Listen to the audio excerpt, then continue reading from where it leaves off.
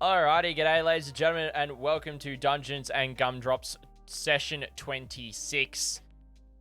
Not everything is as it seems. It's going to be a great session after a month away from playing. It's going to be a great session playing with the crew. Almost everyone's here. We are missing Smithy, unfortunately, today, but he couldn't be with us. But we've got everybody else. Everything's set up, ready to go. We'll do a recap in a minute, and let's jump in there with the rest of the crew.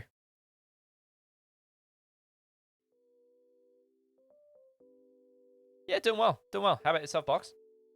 Oh, I'm doing fantastic. Love to hear it. I've been pretty good, I guess. Yeah, You're glad, alright. glad to hear that, Babaloo.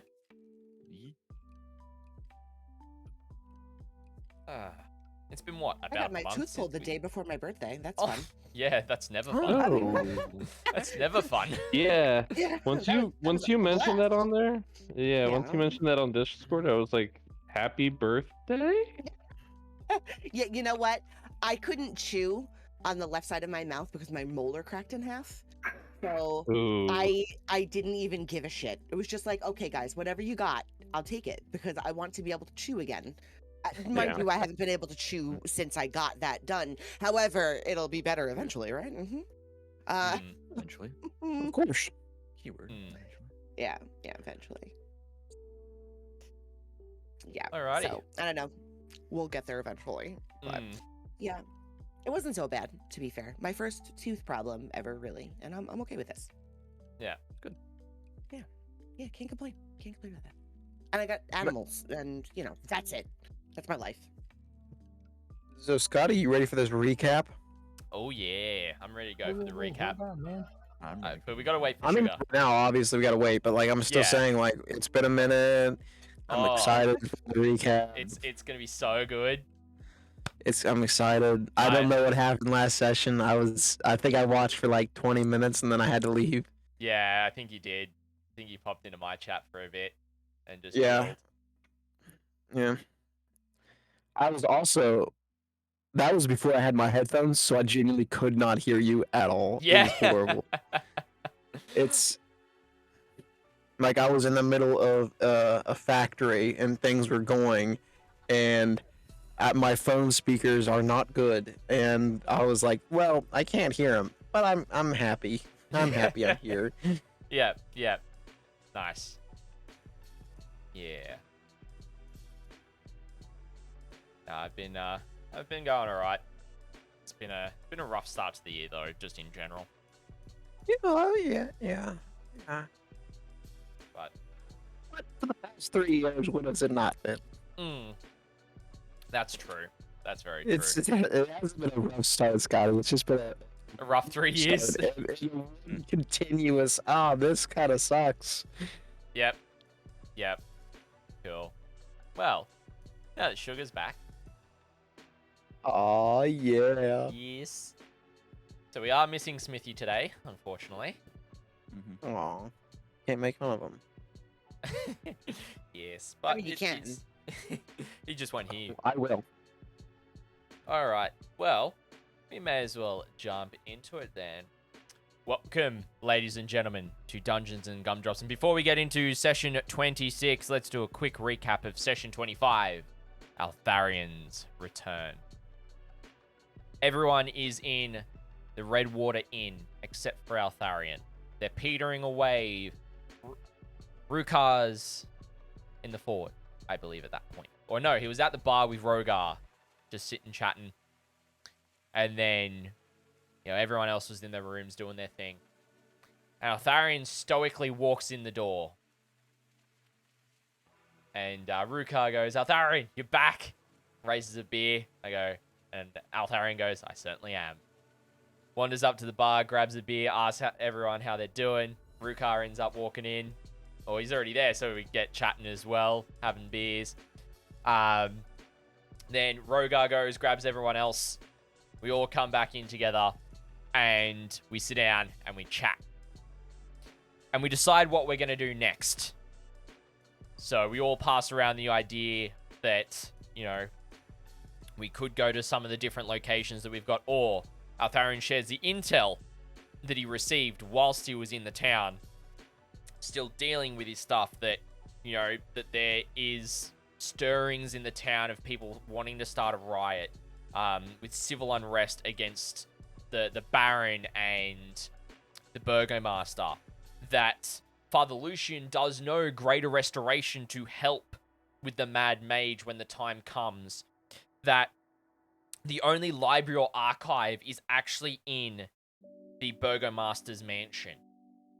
So if Altharion wants to find anything out about Eliadan, that is the only place he's going to be able to find it.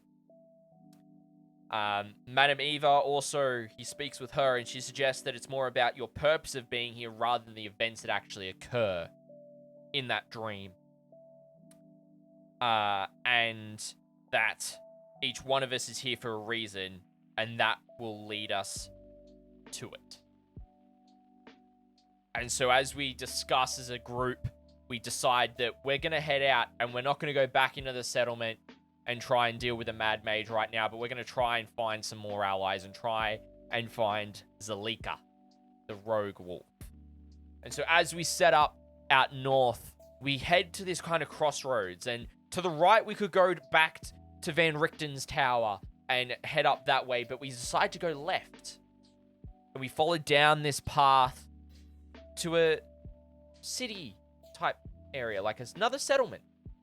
It's got these stone walls on the outside and this steel door.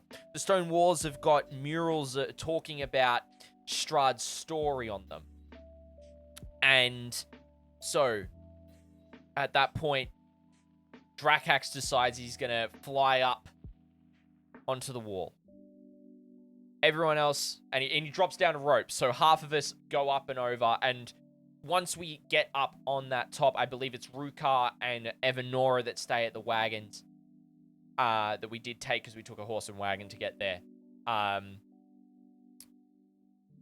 is up top on Overwatch, arrow knocked, whilst Dracax and Rogar are starting to pull away some of the debris that's actually blocking that front entrance. And Altharion sees movement. There's farmland a bit behind, there's a couple of ruined buildings, but he sees people moving. He sees windows opening, doors opening and quickly closing. Yet, Hayu gets in, and we get through the door, bring the horse in, and then we do it about halfway back, barricaded. We don't fully do it. But nAga and Rogar had drank some of the water, and what they were seeing this bustling town that was preparing defenses to defend against themselves, against any attack. And they were able to walk right through. And so we then get to a certain point to start to walk into the town. Altharion's still up above, and some of the party seem to disappear. There's this magical barrier that's disguising a vibrant town. Nothing like any of the other settlements we've been in Barovia at this time. And so Altharion starts to move around, and as he jumps down, some of the people that are at the gate hear two roving patrolmen going past, talking about how Strahd's really concerned about this one settlement in particular. And so we head on into the settlement, and there's people kind of looking at us all weirdly, wondering where the heck we've come from. nAga runs off on his own, doing his own thing, but he ends up catching up with everyone else. And we slowly make our way up the mountain path up to this kind of monastery at the top. And as we're doing so, we've got this little lake that's on our left, and we see that there's guards patrolling. And at this point, it reminds Rogar of one of Esmeralda's fortunes, which I'm just going to find quickly. That the healer card, a powerful force of good and protection, look to the west for a pool blessed by the white sun. It reminds him of that card, of that fortune that Esmeralda had shared. And so we pick up the party, starting to traverse up this mountainside to see who is in this monastery and to find out more about what is exactly going on here for session 26. Not everything is as it seems. Woo! Nicely done. Yeah. Usual. Thank you. So where am I? Right there, I think. Oh, yeah. Other than in the Discord call, of course. I believe Bird, he I was. didn't bring you with us. Yes, Let me get you but this I one. believe I've we left got a you note for you though. Cast of elf pudding. That's where we kept you. No. Nice. Okay, give me 2 seconds. Let me just Lovely, sync you lovely. up. Second question: where's the horse? Oh, the horse I and left carriage. it back at the house, Oh, but we brought them wonderful. with us. But I left the image. Smart ass. I left the image. That's it. Just because it was easier. Yeah. You should be able to access this now. Yeah. Find where I put the stuff. Yep, I can move me.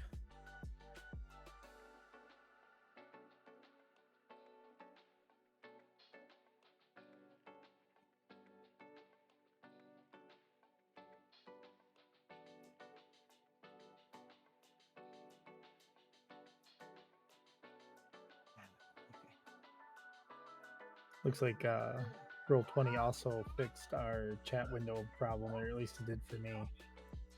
Thank God. What was happening? It was cutting off like the bottom row Hmm. where you couldn't actually see, like the 33 that's in there right now wasn't Yeah. wouldn't have been showing up, Right. Oh, Yeah, it was just completely or like cut the off. nAga is typing. Yeah. It was Yeah. very weird. That's the last message couldn't be seen. Yeah. Right. I'll always take QOL. Yeah. Always. Yeah. As long as Quality it's of actually life. QOL. Got Yeah. nAga over here being a nerd and I know. telling us what's going on. I Yeah. haven't, Hey, I have a D&D joke for everybody that I kind of wanted to start this out with, okay? And Sugar's Okay. gonna love it because she loves this sort of thing. But why did the Ready. fighter take his sword with him to the ball? I hate you already. don't know. I can see it in her face. Because it was a +1. I mean, in my mind, I was about to say, because he's a witcher. That would have been fair as well. Yeah. I saw I have that this heartburn week, and I'm now like, again, I'm so like, that's I cool. have to share this with you guys because it was just too wonderful to keep to myself. Wonderful is a strong word. That's a little Like, strong. It is, and that's why I used it. Fair. Very fair. Very fair. do you know what a practitioner of the magic arts' favorite drink is? See what I started, Sugar. What is it? Fireball. Fireball. All right.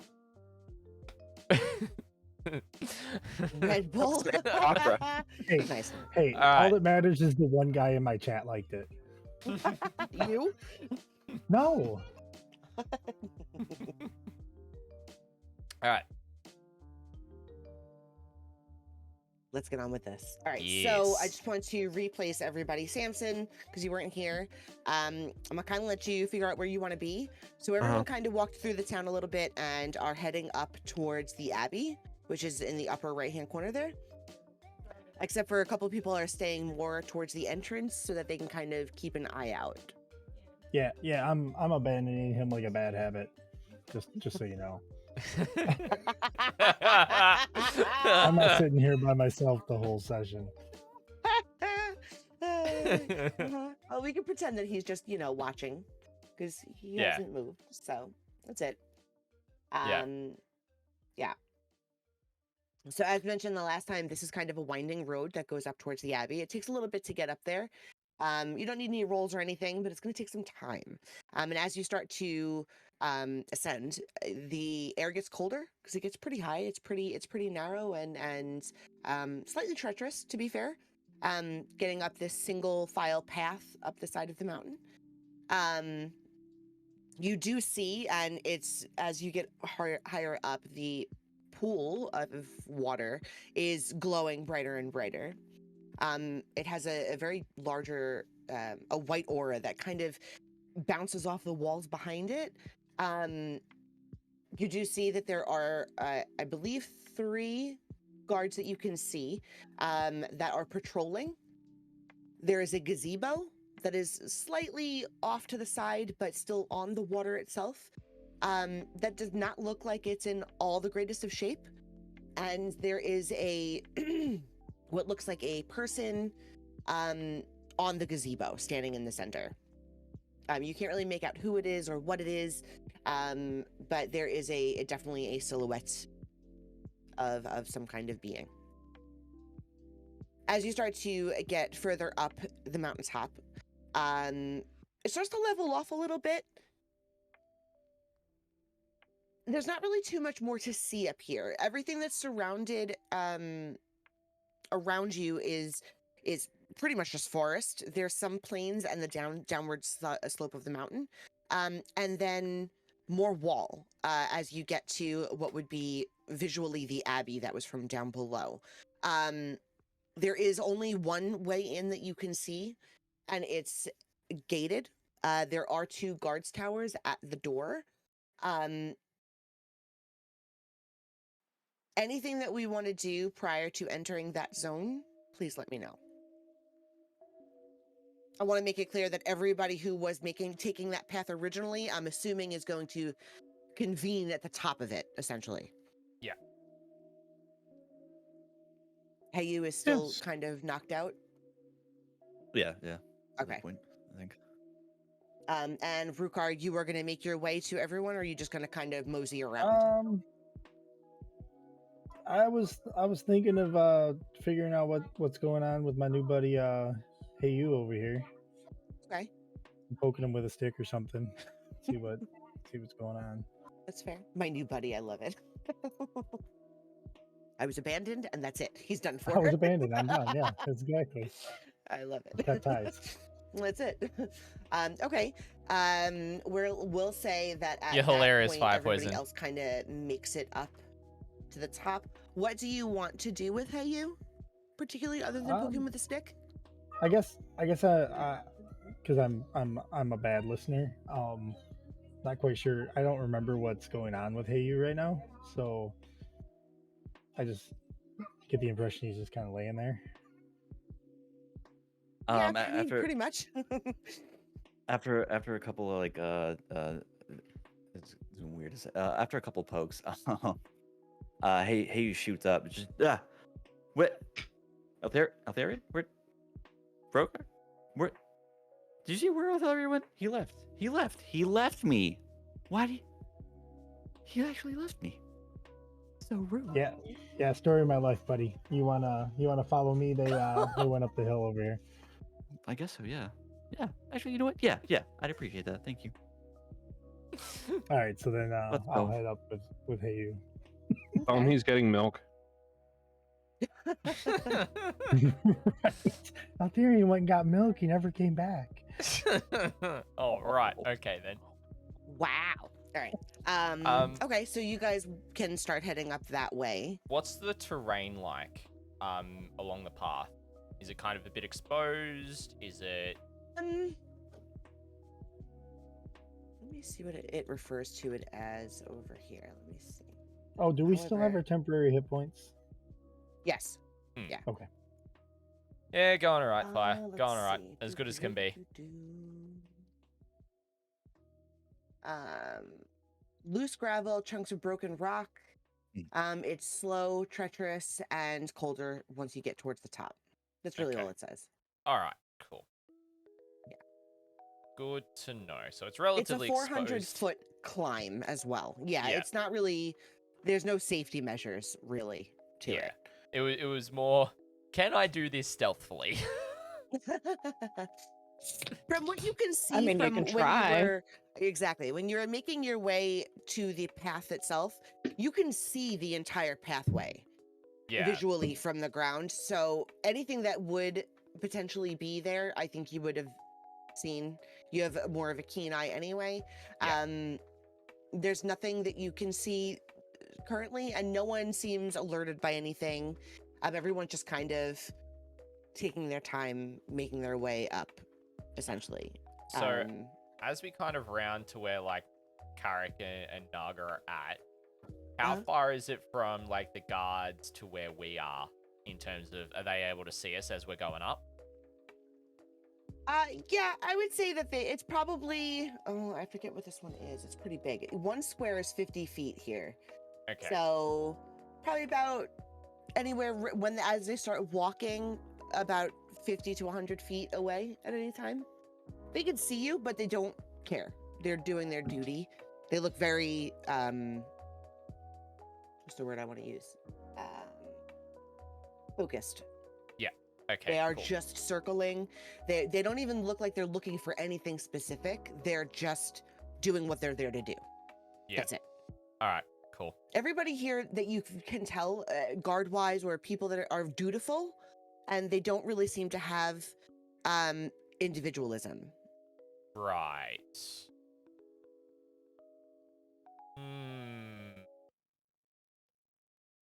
Interesting. Okay. I'll keep that in mind. As we just keep on making our way up top. All right, everybody else is starting to make their way up there. So what I'm gonna do, Samson, are you chilling outside or are you coming with everyone? I'm outside for now. Okay. All right. Let me make sure that I put you. Samson's gonna be doing some stretches while he's outside. That's fair. Did I put you where I need you to be? Do. That's fine. Love it. Hey, you.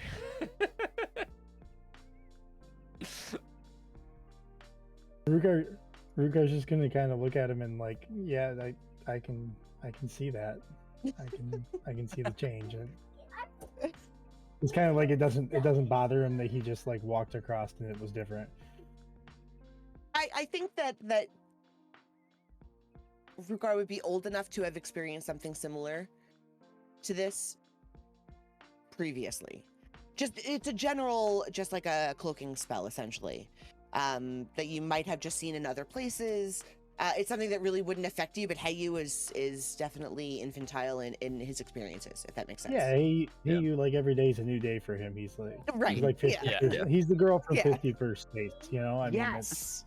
Exactly. Yes. That's There a we go. great way to describe it. I love it. So Samson, in case you did miss it, because I think you did, there's essentially an invisible barrier once you enter the town, not too far in. That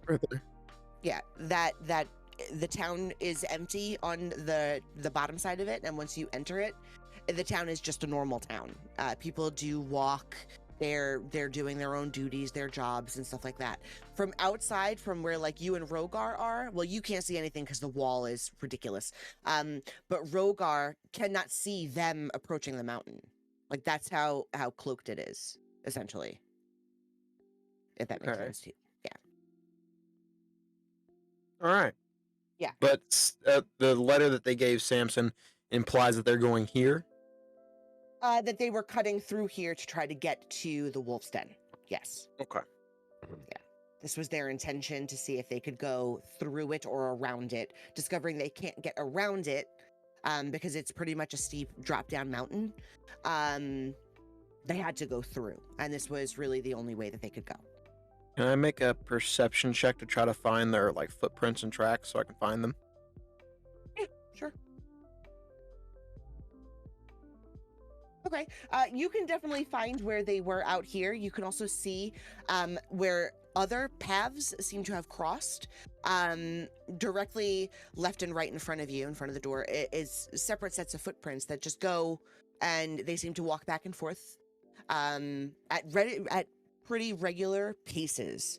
The group that you're with, however, is just a lump of feet at the front gate, and then within a couple of feet on the sides, and then they disappear. They don't go anywhere else from there. So Samson's gonna walk up and he's gonna try to open the gate. Okay. I'm going to suggest that Rogar is on top in one of the guards towers so he can see out as well as in. And that when he does hear you opening the gate, he would help you get in. Moving some stuff out of the way, opening the doors, letting you in, explaining that they all just left and he's not really sure where they all went. And that he was waiting here to make sure nobody followed and that nobody else was getting in when they shouldn't. Samson's just gonna say, okay, and he's gonna get into like a running sprint position, and he's going to full speed sprint in the direction of the tracks. Which, keep in mind, he has a movement speed of 45. That's his walking speed, and then he gets to do it again for his movement speed, and then I believe because he's a monk, correct me if I'm wrong, he gets to use that as a bonus action because I get to expend a key point to do that again. So I'm doing 135 feet in this one per turn. Yeah. So I'm booking it. Okay, that's fair. Yeah. So like I mentioned earlier, each square on this map is 50 feet. So it shouldn't really take you very long to kind of figure out where everybody is. Once you do break the barrier, it's the same thing that everyone else had seen. It's kind of a stark difference. It's more lively. There's live animals. There's vegetation. The trees are abundant. There are children. There are families. They're just going about their duties for the day. No one pays attention to you, essentially. They don't even make eye contact. They just know that you're there and they ignore you completely. Everyone's just continuing to go about their day. Honestly, probably that would stop Samson in his tracks. I don't think he's seen animals before, other than a horse. Say other than the horse Yeah. So it's Samson's to gonna stop playing with the Samson. animals. or children. There would would be chicken, particularly lots of chicken. They roam around a little bit, but there are pens of them behind some of the houses. Primarily, a lot of the field work and the farming and such would be in the upper north region back there. But they do roam around because it is a fully gated region, so you will see a couple passing you by. I think the sounds also might freak him out a little bit because there's a lot of them. Yeah. Between kids playing, the animals, and just the normal bustle of a town. You know, there are shops going. There's some kind of rinky-dinky forge set up. It's not the greatest. It's not, the biggest, but it is there. There's also a fresh market. There's just general things that would keep a town going and self-sufficient. Okay. Yeah. I guess Samson will just take a second to take everything in to get heads or tails of what's going on. And then he's going to start full sprinting to catch up with the group. Okay. Perfect. Beautiful. So he'll catch up. He'd probably hit Evanora first, then bumping into everybody else along the way. He does notice the same things that I've mentioned before. The pool of water that is glowing, pretty white. It's pretty bright in the far corner. It's guarded. There's a gazebo. But mainly everyone you notice is heading up towards the abbey that's up, like way up in the sky. It's pretty large from what you can see from down on the ground. However, everyone's kind of just focused fired on it. No one's really talking to each other. It's one of those silent, almost single file, just slowly walking up the mountainside together. I can see that they're much farther ahead than me. Yeah, with your sprint speed though, you're probably catching up right quick. Okay, I'm gonna sprint up the side of the cliff, Okay. the mountainside. Yep. Okay, do you want to beat them up or do you want to just Yes. catch up? I want to beat them up there. Yeah. Okay. He tried That's that. fine. I hit him with a big Don't hammer. beat me up. I guess that would be an athletics check for you. I don't have to make climbing checks. Oh, you don't. Oh, you son of a bitch. All right, fine. Got him. And my climb speed is my normal movement speed, so I can full sprint up the side of the mountain. All right, making my. notes. First character to die is. I'm kidding. I'm kidding. All right. So Is she though? Samson will maybe. All right, so Samson will go up top. I'm just gonna organize everybody here. One second. Notice she said the first character to die, not the only. No. Whoa! I just made Rogar like really, really big on my screen. All right, get out of here, dude. All right, You're really not gonna like Samson when he gets another level up. I'm not gonna like most Uh-oh. of these characters when they get some level ups. I'm just saying. I just because need one. Oh, So you need level 6. Yeah. where is did I not grade off it? I did. I get another ASI at a level. I get to start teleporting for free. I'm not gonna curse. I'm not gonna curse. So then we start to run into buildings that are magically protected a heck of a lot more. Yes. Yeah, exactly. All right. Or you so- teleport blindly into something that you shouldn't. Oh wait, I don't need this character. There's that too. Okay, there is a downside to the like, teleporting. I will say, it has to be in dim light. However, we're in Barovia. This whole place Yeah. is dim light. The whole place is dim. Yeah. All right. So you guys will come to here with me. Whoa. Sorry. Blue. Abrupt. Abrupt. I'm sorry. All right. What are so those things? I answer no questions. Alrighty. I got one. All lies. The road from the village climbs above the mist to a wide ledge on which the abbey is perched. A light dusting of snow covers the trees and the rocky earth. And the gravel road passes between two small stone outbuildings to either side, which stretch about 5 foot high, 3 foot thick, and they're jumbled stones held together with some mortar, just plain simple. Blocking the road are iron gates attached to the outbuildings by rusty hinges. They appear to be unlocked. However, viewed from through the gates, the stone abbey stands quiet. The two wings are joined by a 15-foot high curtain wall. A belfry protrudes from the rooftop on the closer north wing, which also supports a chimney.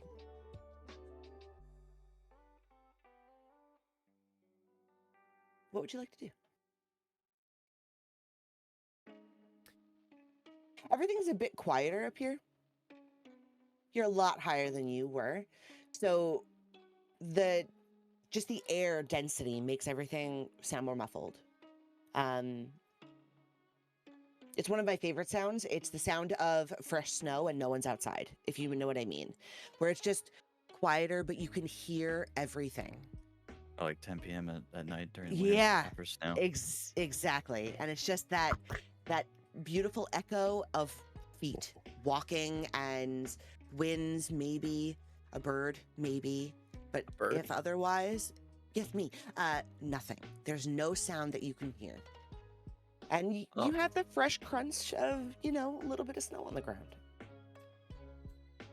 Samson is going to pop a squat, and he's just going to start eating the snow. Okay. That is good. Altharion, as he approaches, do we see anyone in the towers as we approach? Visibly, no. You see nothing. Like there's nobody that you can tell around currently. All right. Altharion will walk up to that front door because I assume is there a gate like here? There is a gate. Yes. Yeah. Right in the center there. Mm-hmm. And he'll give it 3 taps to knock. Okay. Oh, that's quite some perception you got there. Samson's going to lean over and go, "Why are you hitting the door?" It's what's called knocking, Samson. It's the polite way to notify someone is at your door. So no one answers, but nAga, with his 18, does hear like a gentle snore that kind of hiccups. And then it goes back to a nice, quiet, breathless sleep. Right. Would I hear that as well with a passive perception of 14? No. Okay. What about a passive mean- perception of 17? 17, yes. 15, no. I'd Right. tell you, like, hey, there's someone sleeping. Okay. Don't be banging on doors. Or ring the doorbell. It's not an idea. Is there any, like... Can I make a perception check to see if there's any, like, magic sigils on the side that would be, like, a bell of some kind or anything along those lines? Sure. I mean, yeah, you could check.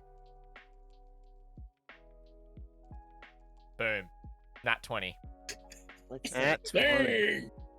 All right, let's see. Is that your first roll of the night? Yep. Yes, it is. It's all downhill from here. No, Yeah, we're maybe gonna that one.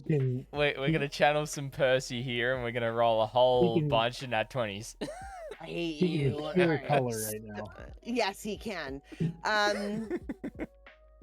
With that, you do listen extra careful, and you do hear the breathless snoring of two beings, one in each of these towers. They're short towers, they're not very big. If you look a little closer, and the gate is open, you can tell that it's not locked, and it's just kind of on a swinging rusty hinge. If you pushed it enough, it would just open. The sides of the two little guards towers are pretty bland. It looks like it was kind of put together a couple of 100 years ago, not very well in the first place. Right. But you don't take it from what you see. There's nothing magical. You don't think that from this entryway that they're worried. It's more of an open passway. Okay. Yeah, I'll say by looks I can hear two people sound asleep. The door seems to be easily opened. The door was open. The door was open. Like, was it Oh, fully open, or was it like? I'm no. While you're saying that, I literally point at a certain Samson walking. The door has been opened.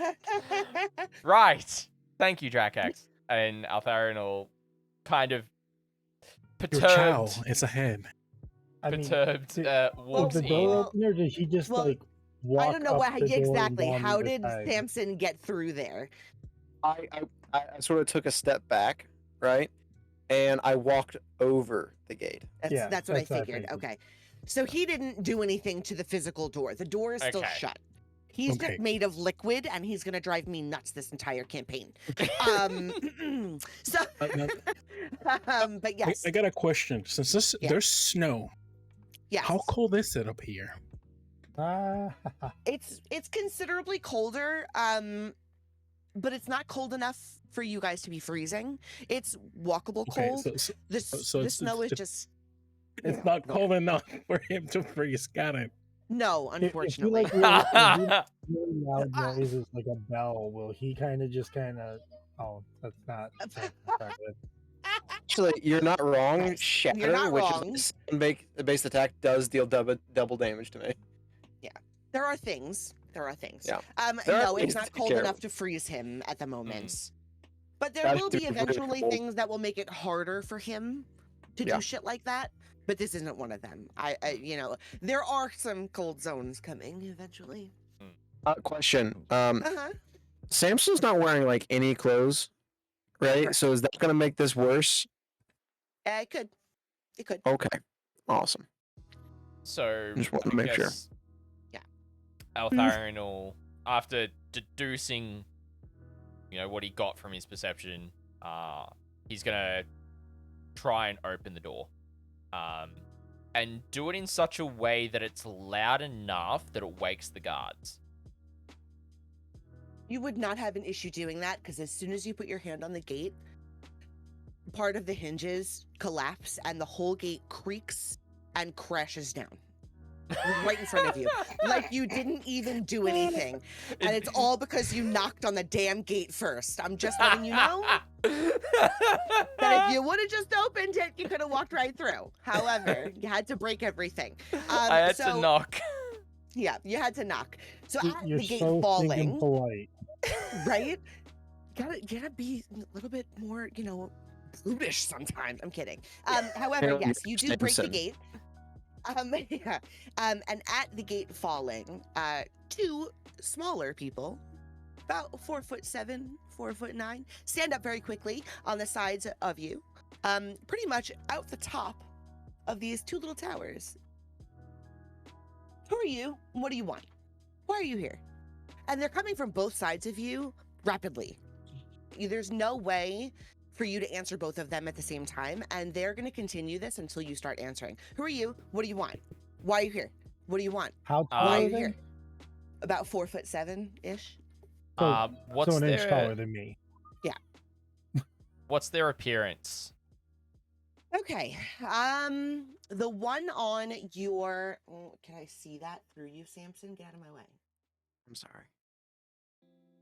All right. So the one on your left is Otto. I don't know if you can even see his name there. His nameplate, I'll put it on so you can get them apart. The one on your left is 4'9". And he doesn't stand upright all the way. He looks like a beardless dwarf, with patches of donkey flesh covering his face and his body. He has one human ear and one wolf ear, and a protruding wolf's snout and fangs. His arms and hands are human, but his legs are of lion, and he has a donkey tail. You can see all of this because you're tall, and you could look over the damn wall, which you could have done prior, by the way. They were just sleeping. The one on the other side is Zigfrek. I'm just going to call him Zig because it's easier. He's 4'7". The left side of her face, I'm sorry, I didn't mean to offend you. The left side of her face and body is covered with lizard scale. The right with tufts of gray wolf fur. And between the tufts of fur is human skin, very pale. One of her eyes is feline, and the other is human. Where am I? Here I am. Her fingers and hands are like cat paws with opposable thumbs. And she has a gruff voice and wears a gray cloak. Right, so they're gosh. So I don't even know how to make notes on these two. I'm just gonna put mixed. I'm waiting for one of our veterans to be like, I know what that is. Oh, I know. No one of you was gonna know. I'm aware. Wow. I'm typing something.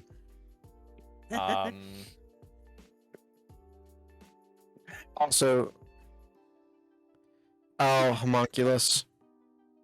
No. Oh man, no. No, No. no, homunculus is something else. Homunculus is like a construct. So Yeah. Me. this is something else that No. kind of worries me, but Um, okay. Have By the way, I Sorry. seen this before? Like this type of like a semblance of creature.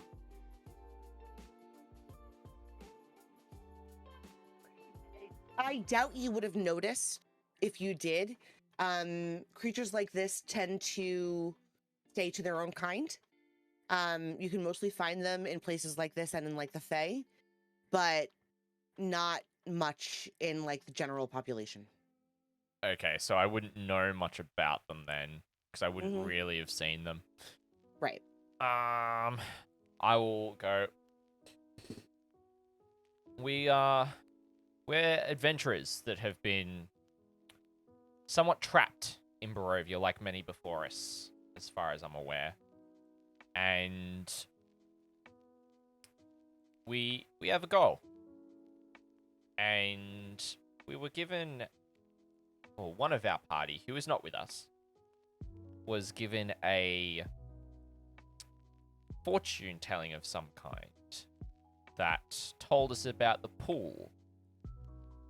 That is, and I'll recite, again, I'll have to find this in my notes. I will specifically recite what Rogar had told the group, because I remember he shared it all. That it's the pool is blessed by the white sun, and it's a powerful force of good and protection.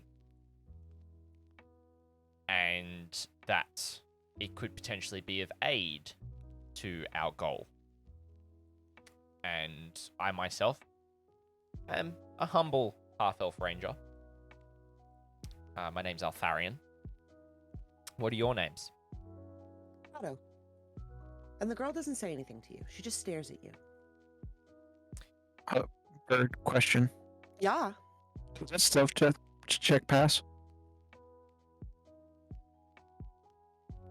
Yes. Yeah, Okay. you'd be fine. I On the just wanna bottom make end sure. of it, but yeah, you'd be fine with that. Samson's just sitting there staring at him, trying to figure out what he is and how he works. Okay, that's fair. So Zig, the female, looks at you and she just stares at you kind of blankly. Not because she doesn't believe what you're saying, but because she's trying to understand what you're saying in a way. What So do you she's- mean a fortune?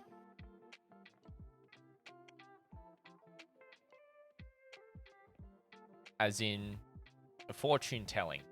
Someone. You mean like the witches? You could potentially say that, or something along the same line. But of a more, how shall we say it, aiding manner, rather than witches potentially being deceptive.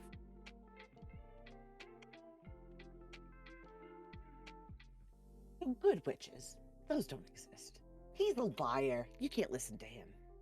And she kind of like crinkles her nose at you a little bit, like with a little bit of disdain. She goes, if you're thinking about getting into the pool, you're going to have to go through the abbot, and he's not in the mood to talk to anyone. That is understandable, particularly for people who he has probably never met. However, we did note that this settlement is protected.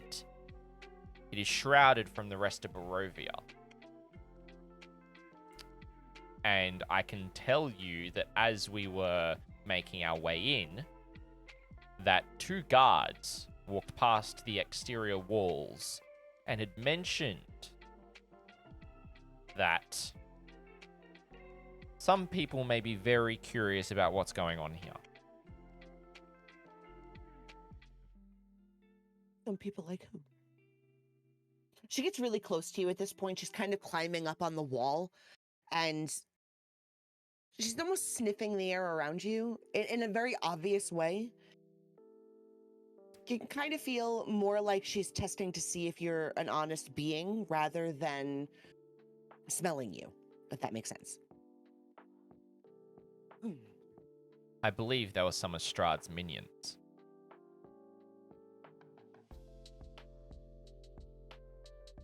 But could not Otto, say for I certain. think we have to get the abbot for them. I think he's telling the truth.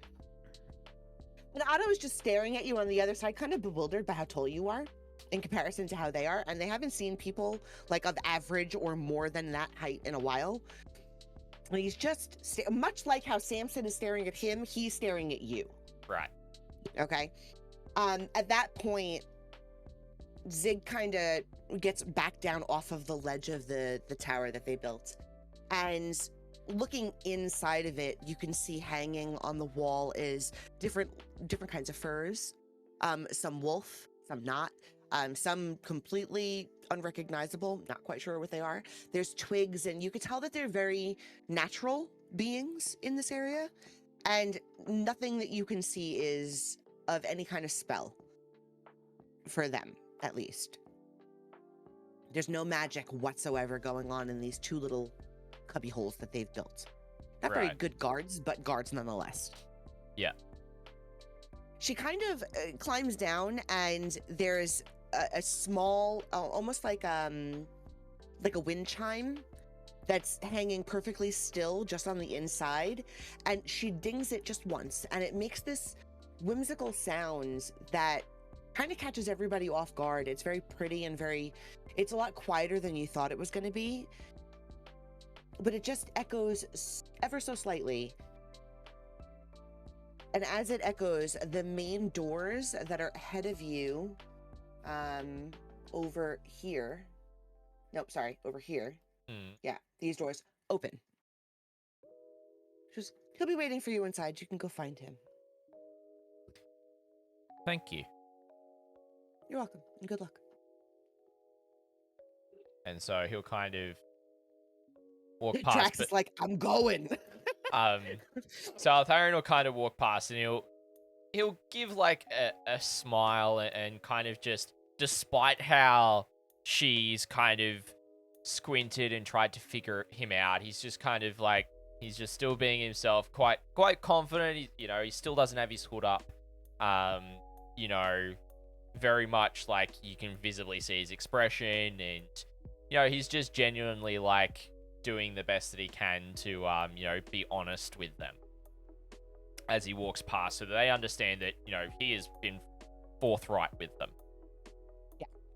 Yeah, I think she was at least getting that. I don't think Otto really gave nothing about it, to be honest. Yeah.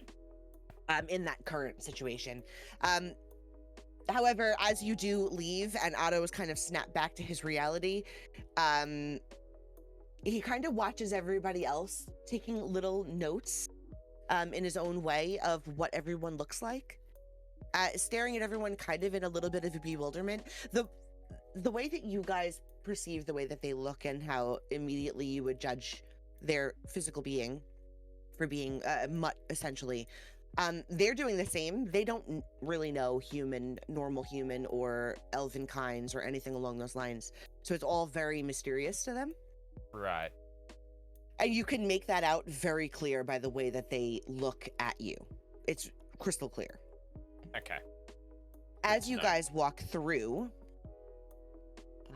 let's see. You do pass a bunch of stunted pine trees growing out of the earth with what seems to be no dirt around them, and a small graveyard that seemed to be near the foundation of the Abbey's north wing, which is right where you first walked through, right around here. The windows of the structure around there are cracked. Let's see. The ancient gravestones burst from a thin crust of snow. Beyond the low wall that surrounds the graveyard, the ground falls away. The village lies about 400 feet below, and the view is utterly breathtaking. Right. Okay. As you guys start making your way to the entryway. What is that? Nope, I don't need that. Nope, I don't need that. Give me the right area. There you go. A 15-foot high curtain wall joins the Abbey's two wings. Behind its battlements are two guards stand at attention, their features obscured by fog. Below them, set into the wall, is a pair of 10-foot tall wooden doors reinforced with bands of steel, which are now currently open. To the right of this door, mounted on the wall, is a tarnished copper plaque.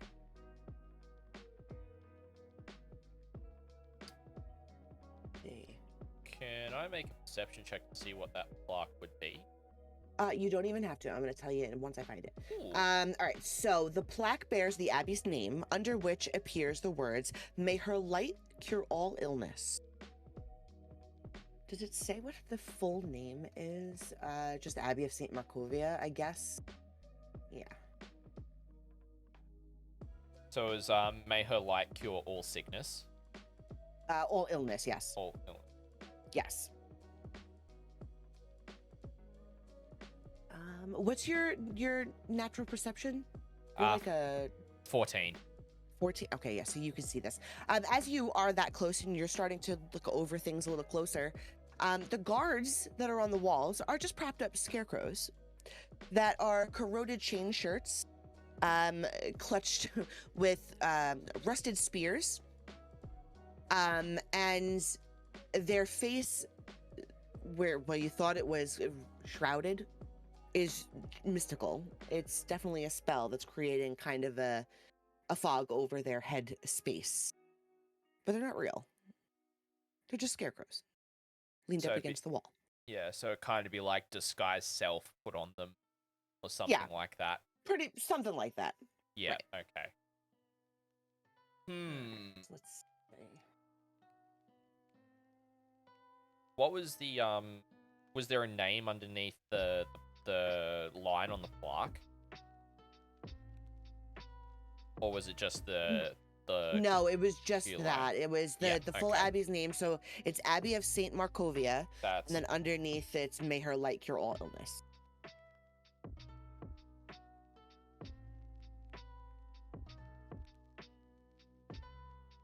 okay.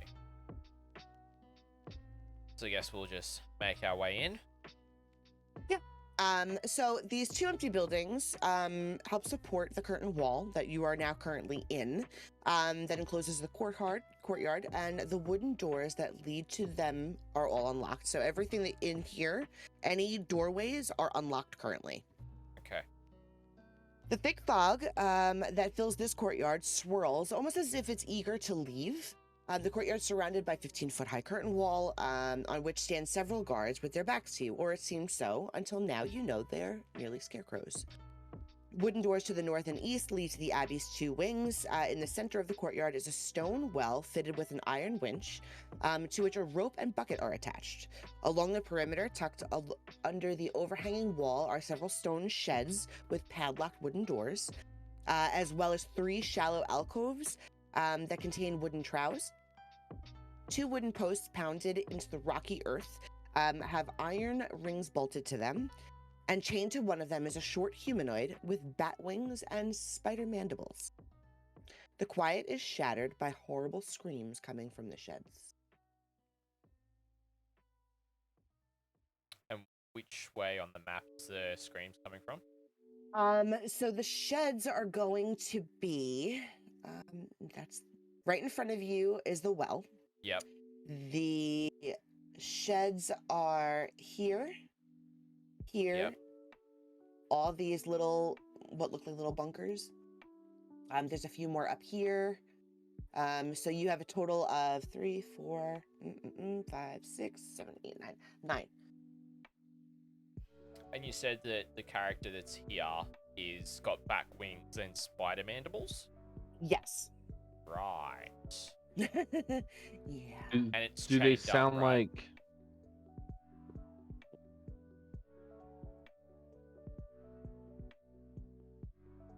Go for it, nAga. I was just going to say, do they sound like theme park screams or like I'm in pain or dying screams? Theme park screams. Interesting way of putting that. Yeah, you know, like going on a roller coaster is Enjoyment. very different than screaming Yeah, for your life.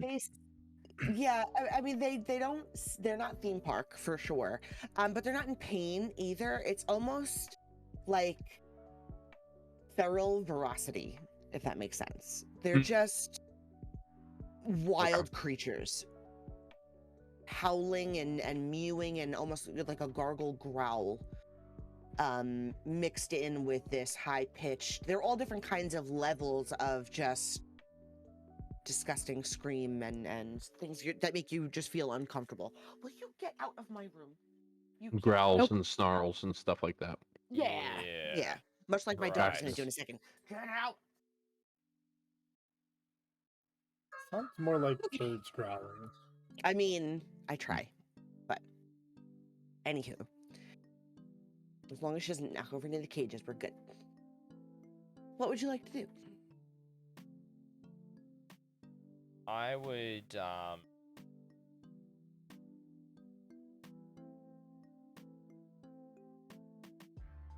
they didn't really say which way the abbot was, did they? Nope. Okay. I reckon let's search the building closest to the entrance first, and if we can't find him, then we'll head to the other one. I think, yeah, these creatures around here make me a little uneasy. And the closer we are to the exit, if necessary, the better off we'll be.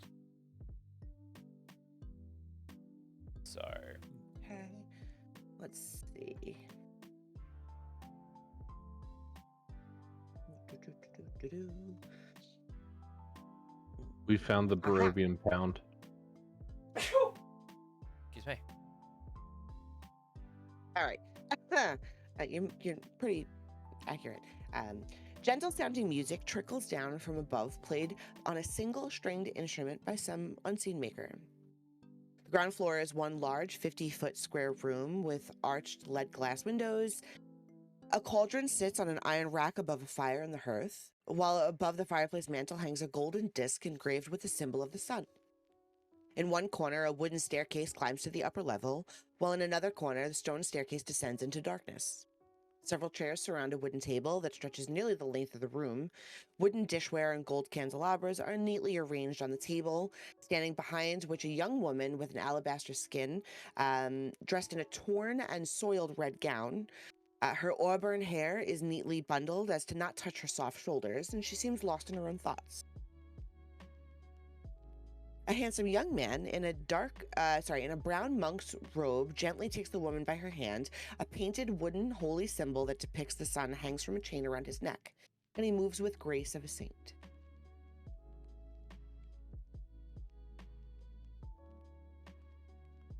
They don't notice that you guys are coming in, but the music, as soon as you enter, drowns out any sound from anywhere else. So this room is just peaceful.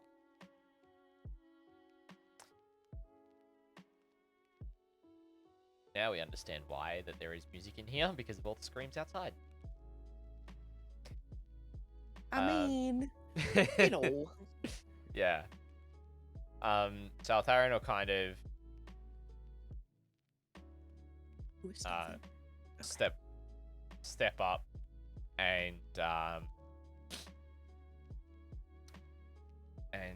he'll go, "Excuse me. We have just entered, and the two guards said that we could see the abbot. Would you happen to be him?" Yeah, you found me. What can I do for you? And they let you in here, didn't they? Yes, they did. Not very good for guards, are they? The Mongol type are loyal, but they don't do very good work. Well, they did do some pretty heavy questioning before letting us in, so I would give them more credit than what you may initially think. My name's Altharion. It's a pleasure to meet you. I'm the abbot. This is Vasilka. But she's Pleasure not to very meet you. talkative, though. Not a She drama just at kind all. of looks a little at you. She's kind of mindless looking. There's not much of a thought process there, from what you can tell. You're 14. You're 14 or 15? 14.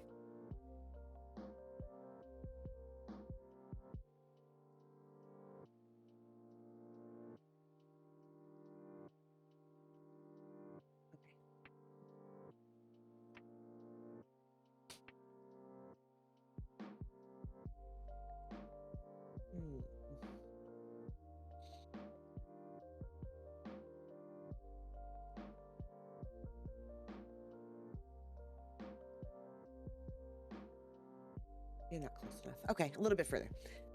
Continue. Sorry, what was the lady's name? Just for my notes. Vasilka. Vasilka. Vasilka. Okay. So, as we explained to your guards, we've currently been trapped in Barovia for some time now, and we have a goal. And that's eventually to get out of here. However, upon entering the settlement, as we were on our way in, and we'd made it just through in the nick of time, two people walked past the exterior walls, who I believe to be a pair of Strahd's minions, saying that Strahd's quite concerned about this settlement.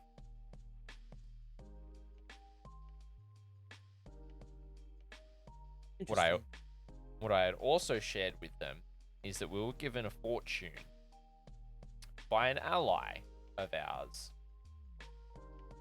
that that effectively talks about the pool that you have in the settlement.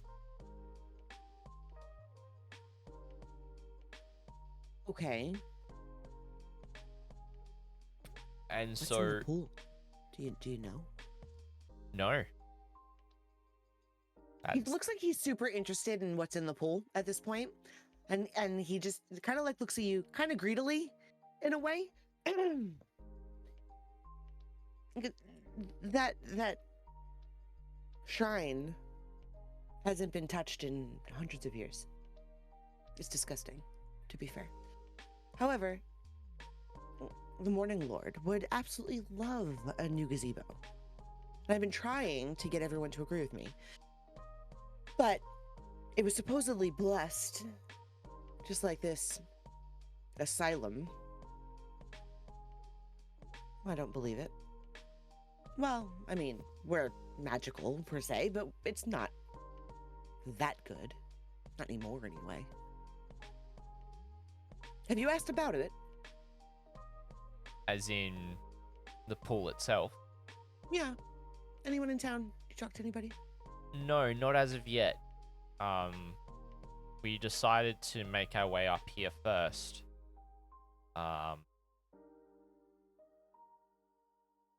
So you describe this place as an asylum.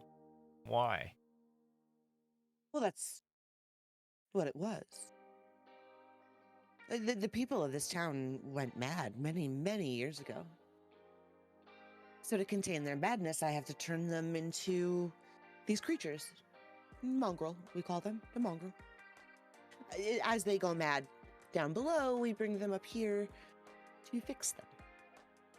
It's the only way we know how, and it's the only thing that keeps this place standing. Why do they go mad? We don't really know the full story, but as far as I'm aware,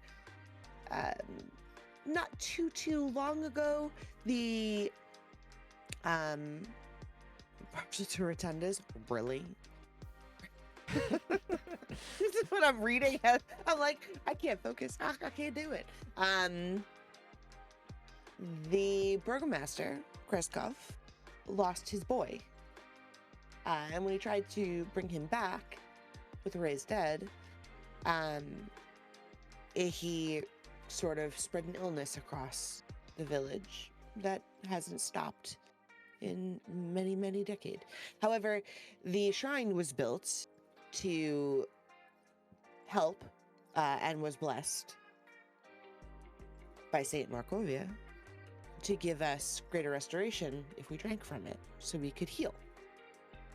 However, over the years, it has faded, and now none of us can do more than lesser restoration, and we cannot heal anyone anymore. So it slowly dies, and eventually they'll all end up killing each other, and I'll have to leave. But I took it upon myself to stay here and try to help as much as I could, because this place is special. Special, how so? Well, the people who were the origins for here were the first of the batches to go up against Strahd himself, and they perished. And this was built in sort of a memory to them. It's special. He kind of like glances at you a little bit as he's still kind of moving Vasilka around. She doesn't seem to move on her own very well. And as she gets a little closer to you and sways away, you can kind of see where her body has been stitched together.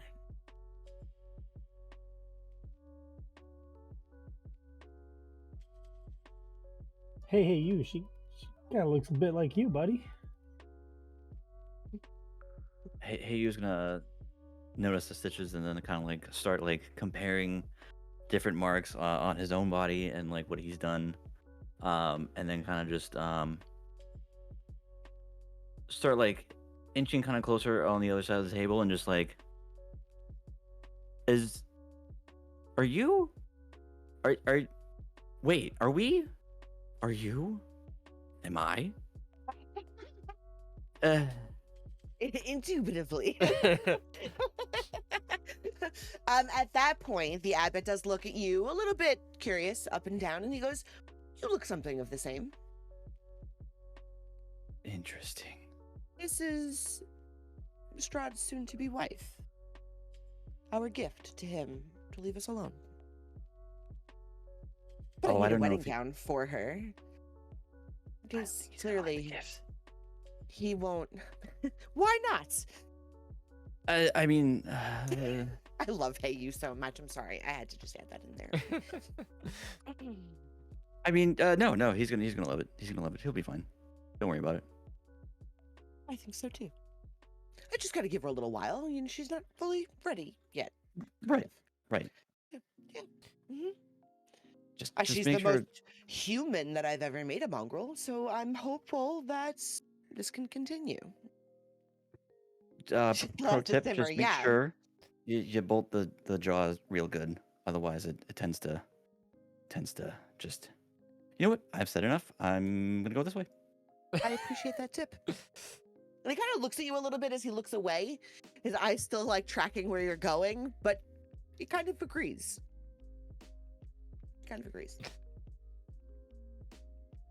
So, you say that Vasilka's a gift to Strahd. Yeah. We really didn't have a choice. Kind of more of a threat than a gift. I would love to keep her for myself, but that would be wrong.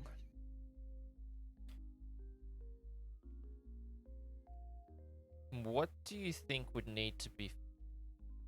What do you think would take to fix the pool? To fix it, a lot of skill, time, craftsmanship. I don't know. I haven't been down there in a while, personally. I only need the skills that I have, you know. And he looks at Vasilka and he's like, you know, raise the dead. You raise them. Other than that, I don't really need very much more. There's a few people within our grounds who help me with this. So it's not too bad. However, I might be able to find out what's within the shrine. And maybe together we can convince them to rebuild it.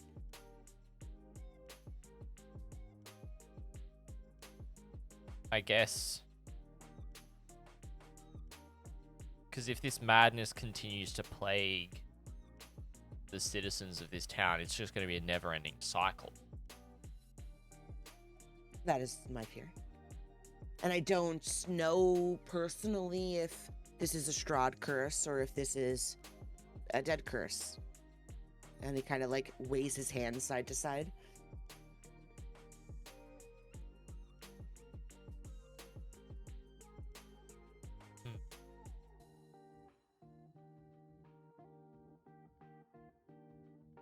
Altharion just thinks for a second.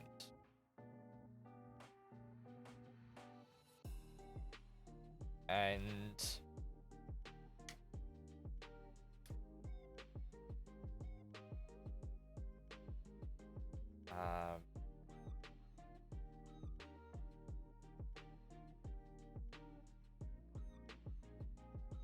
I'm trying to remember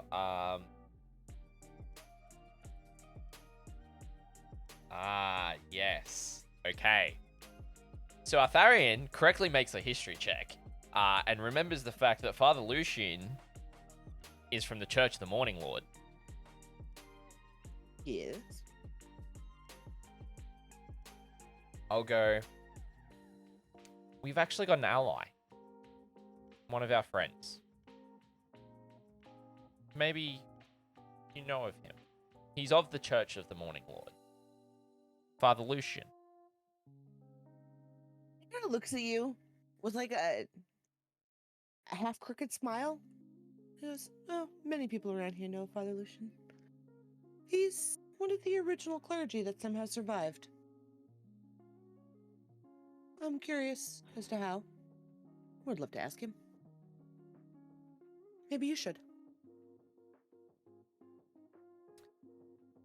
Maybe. But would he be able to help restore the pool? Considering, as you said yourself, he's one of the original clergy. You may believe him.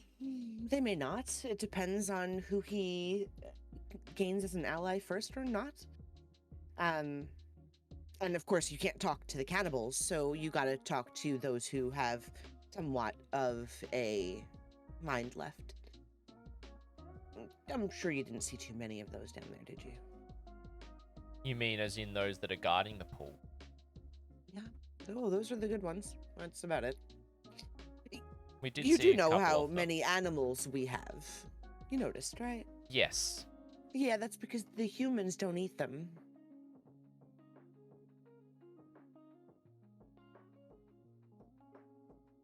Altharion just You see, kind of they has a bit of a Go blank look mad on his and they face. starve themselves or they eat each other. So I try to get them before they do that, but sometimes that doesn't work out and I have to stitch different types of animals to them. So really, it's just a cycle. It's a good luck if you meet one that can talk to you down there. However, if you do get Father Lucian to come, and I highly doubt you will, if you can, and you can get him to do this, they may or may not be happy about it. To be honest with you, I'm not sure which one would do better. All I do know is that if you do take it down in any way, you have to put it back, or the whole shrine is useless. Is it the shrine that's veiling the settlement from the outside? The rumor that's been passed around, we don't really know where or what has caused it. I don't know.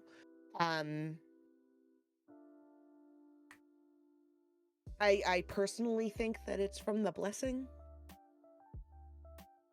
So maybe the Shrine of the White Sun, the reason no one really knows. The ancestors named it that, and that's been the way it's been for as long as we can know.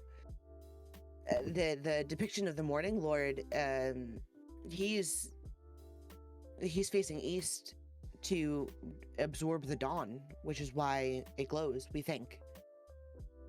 But Right. there's no real reason. But you don't want to be on their bad side, however.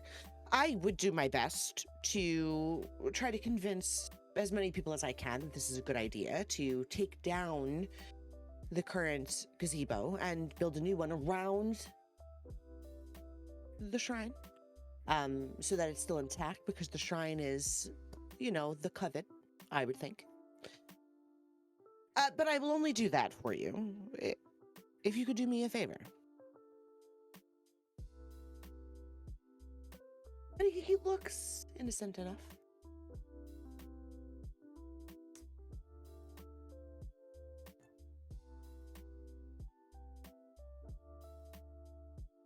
What favor would you have us do?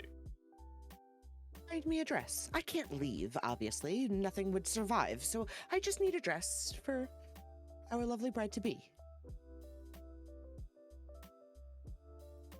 Something that Strahd may like, so that he can leave us alone. That would be the greatest favor you could do, and I will do my best to make sure that this is something that you can take care of. I There's think got that to could- be that- something that could be fun. below. There's got to be something below the shrine that's making it glow. It can't glow just because of water and sun. It doesn't seem to work. Oh, In there are my- many my things that head? we have experienced here in Barovia that make things not as they seem. It's true, but this has been like this for as long as Barovia was not in a shell. It's a curiosity.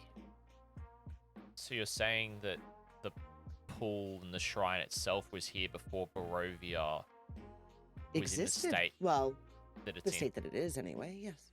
Yeah, when Strahd was still a good boy, per se. And Interesting. his father was in charge. So the clergy went against Strahd because he did this, not because it was like that already when they assembled. They were hero ready. Right. Hmm.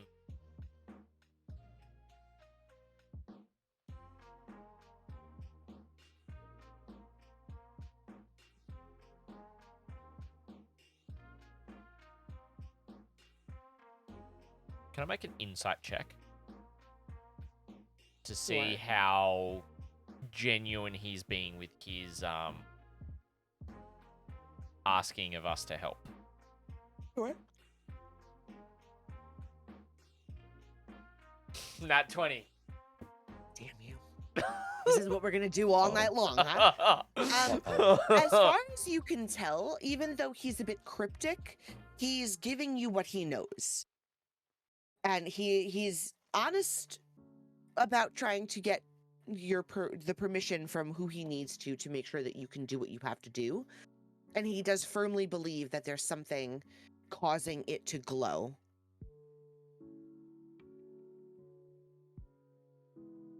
Okay. But he's not aware of what. He doesn't seem very trusting of Saint Lucian. Father Lucian. Father Lucian. There's something about that relationship that seems off to him. But he's not against trying to get his help. He seems pretty for it.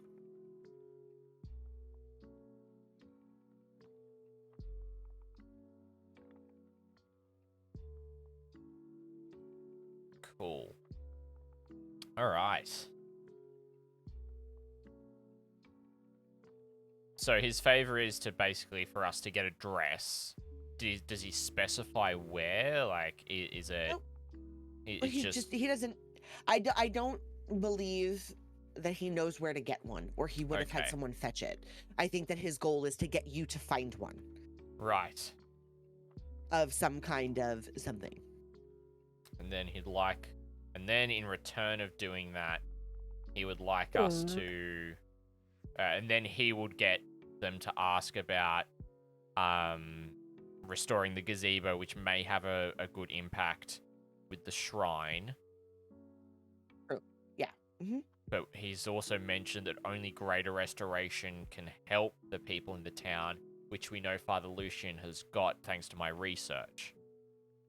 Yes.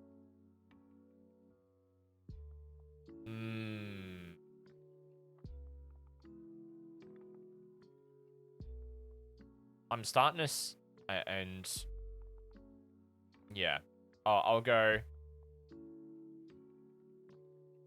and I'll look around to everyone else, and I'll go, anyone got a problem with doing this favor?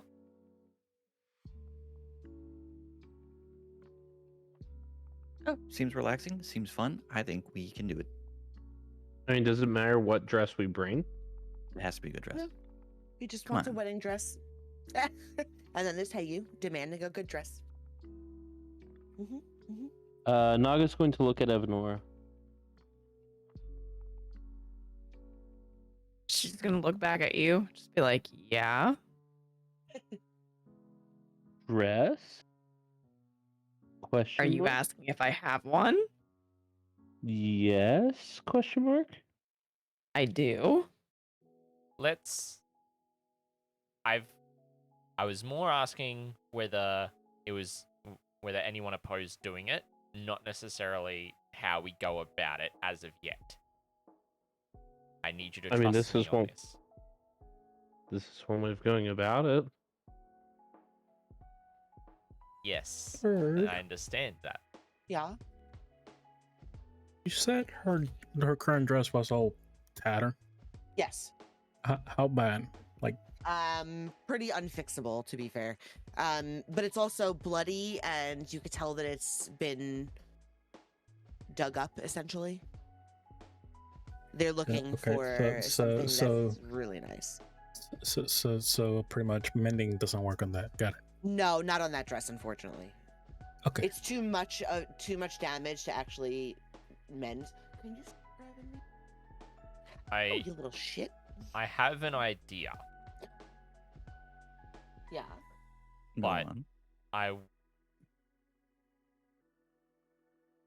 it's not about how we get the dress. But I'll turn to the abbot. Do you mind if we Well, now I'm concerned. step outside and chat about this for a minute?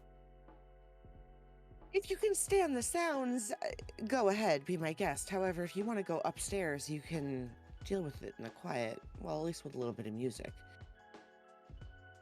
Okay. Upstairs would be fine.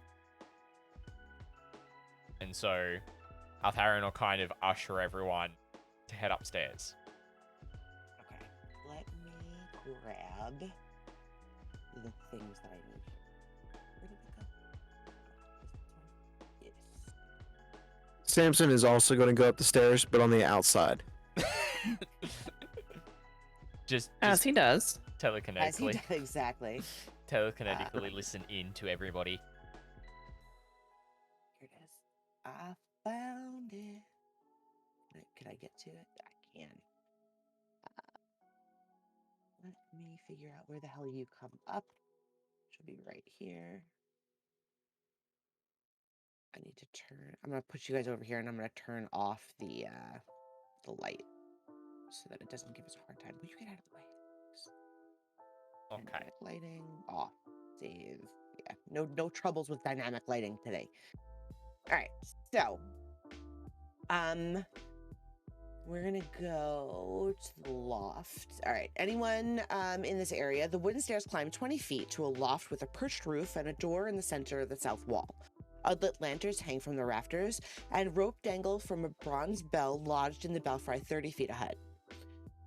The room is filled with the sound of beautiful music, a melody so enchanting that it adds a bit of much-needed warmth to an otherwise freezing room. A black shroud covers a humanoid shape lying on a wooden table, and the music does nothing to stir it.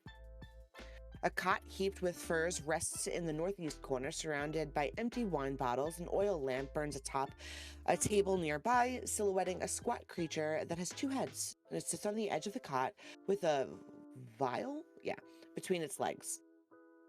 With a crustacean claw-like appendage, it grasps at the neck of the instrument while running a bow gently across its strings with a humid hand.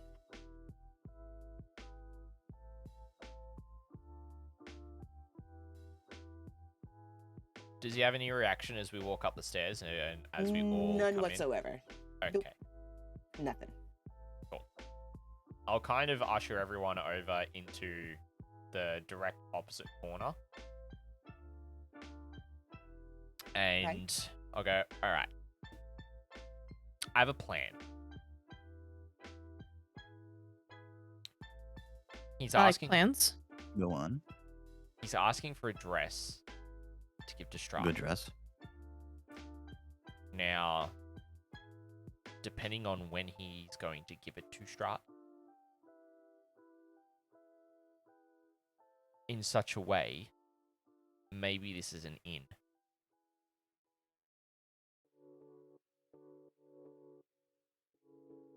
Maybe this is the way in to when we are ready to deal with Strahd.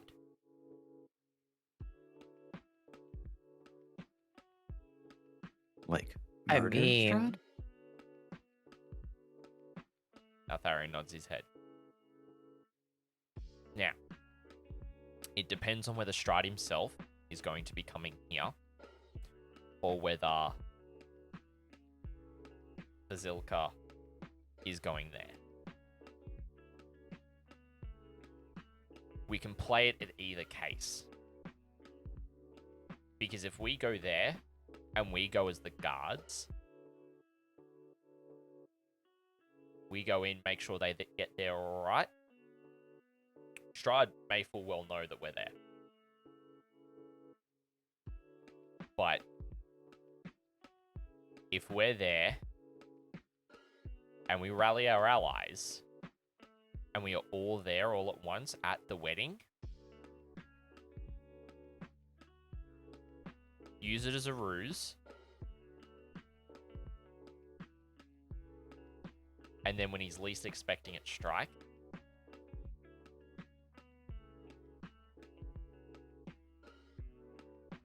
I don't know about you guys, but I think that's a pretty damn good opportunity.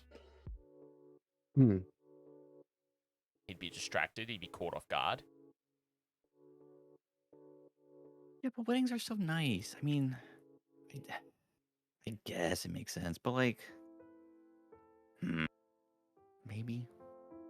And as the abbot has said, it's only for Strahd to protect the settlement.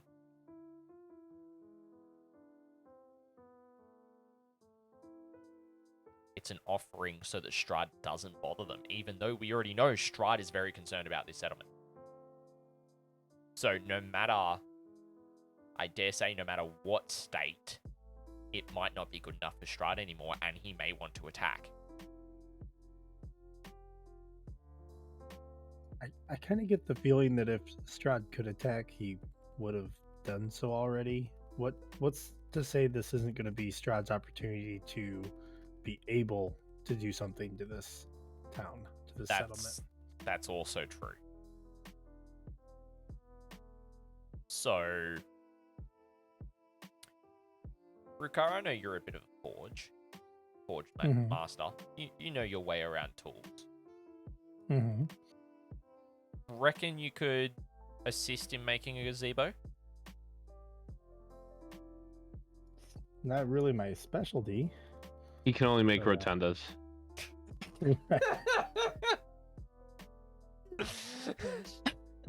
Sheesh. I mean, I understand it's not your specialty, but maybe you could help with some hinges or some actual metalworking to make sure that it stays a lot more stable, a lot longer, for example.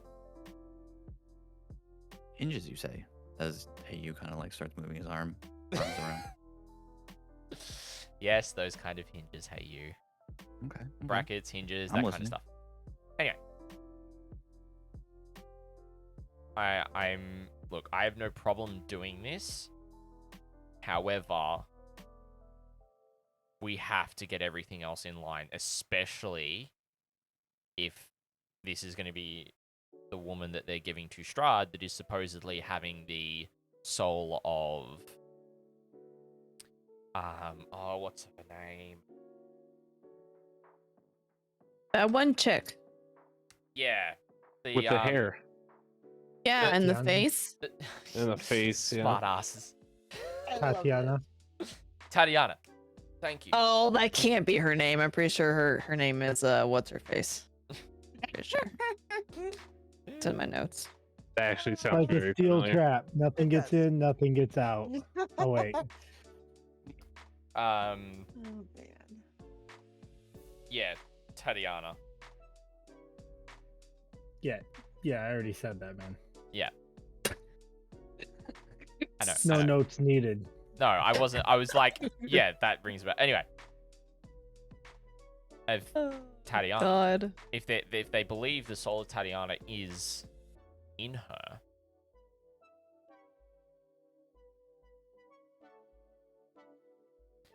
and I don't know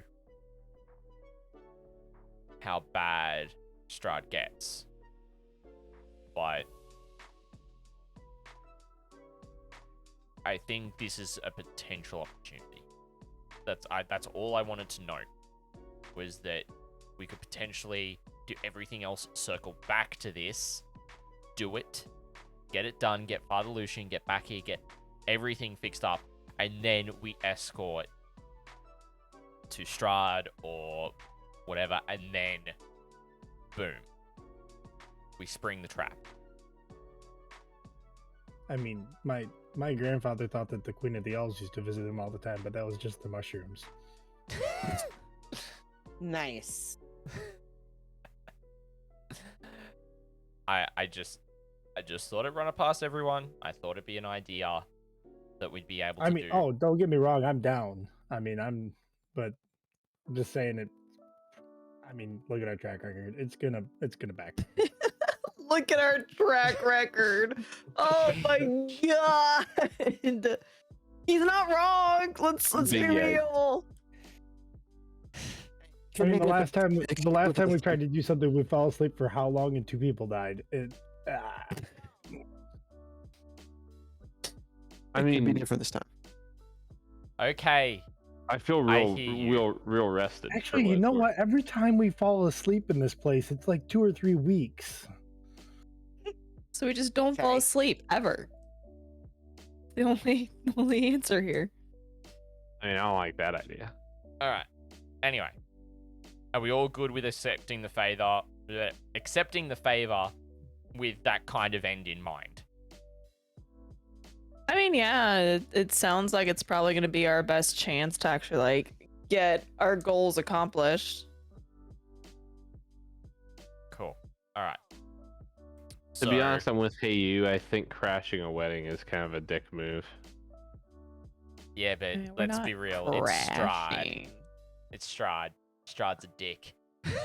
Crashing's kind of a strong word. So we're gonna be dicks to get the dick. That doesn't. Don't say it that way, please. No, Ian. we're going to do the right thing by the people of Barovia. What should have been successful the first time round. A lot of people said that, and it ended up being the wrong thing to do. Or would you rather just being stuck here for the rest of your life, nAga? Because that's the alternative.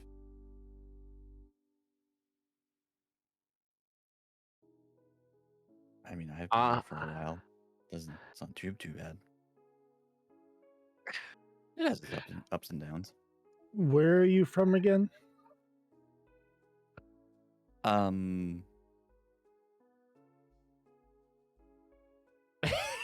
You know? No, wait, here? Wait. I'll get back to you on that. All right, take your time. We've got a while. It's all good, hey. All right, I reckon. Let's. Drax, have you got anything you'd like to say or add?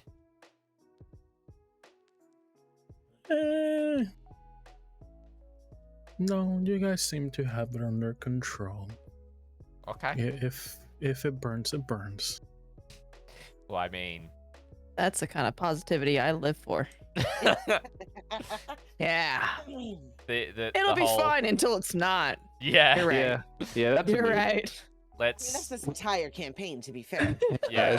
I'm not gonna lie. I thought Altharion was gonna ask me to make a dress. No, I wasn't. Uh, The chainmail dress. Can you forge a dress? I don't I trust thought Yeah, that's what an was iron doing. one. I'm slightly with you, Dracax. I'm slightly with you. But there's that old saying, the enemy of my enemy is my friend. I don't like that But thing. have you stopped to think about whether or not they're actually enemies? Yep. That's sort of what I thought too. Yep. That's the other thing as well. But we know Madame Eva has said every settlement has got something that we're going to be doing. So, if this Okay. is what this settlement requires, then so be it. We know the other settlement is going to be dealing with the Burgomaster and the Baron. That's gonna be the precursor to everything kicking off. Oh yeah, the Burger Man. Like, and the fact that the Baron just The said Burger Man. that he just tried to bring his son back many moons ago and causing what's going on in this makes me even want to go more after them. Because it's his selfish actions that have caused pain for more people. I digress. Wait, what did I miss? Who tried to do what?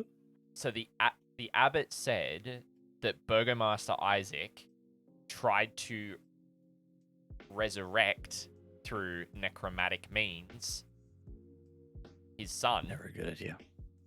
Okay. and caused Got it. everything that's going on in this settlement.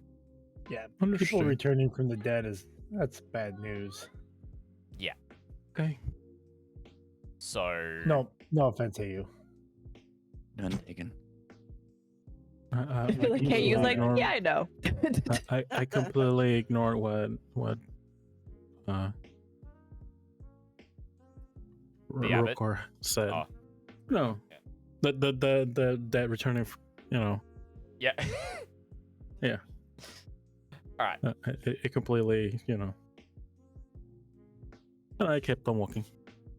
All right. Well, let's go downstairs. Well, we know who's totally undead. So, as you guys are discussing,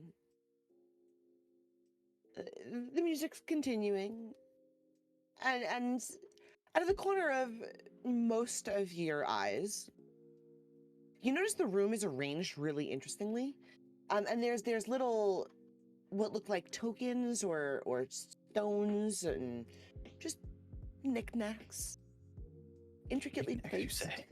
around this room in what seems to be very particular patterns.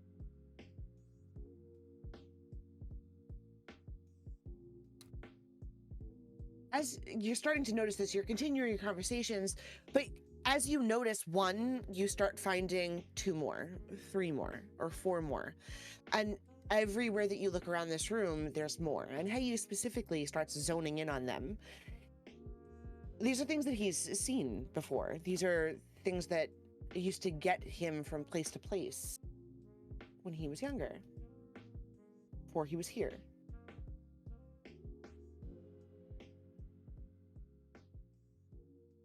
You didn't notice these when you were downstairs, but only it seems to be up here, and they seem to completely bypass our music playing friend in the corner.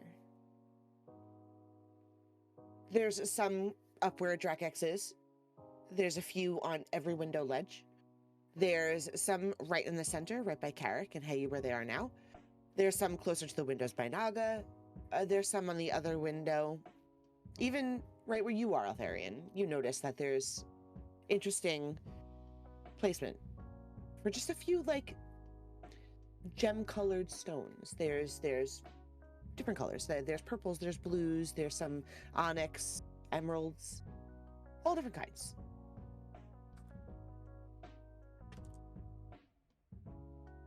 While you guys are kind of talking but noticing this, the sound of the music starts to die out a little bit. He hasn't moved or anything, but he's definitely slowing his pace in playing. Oh no.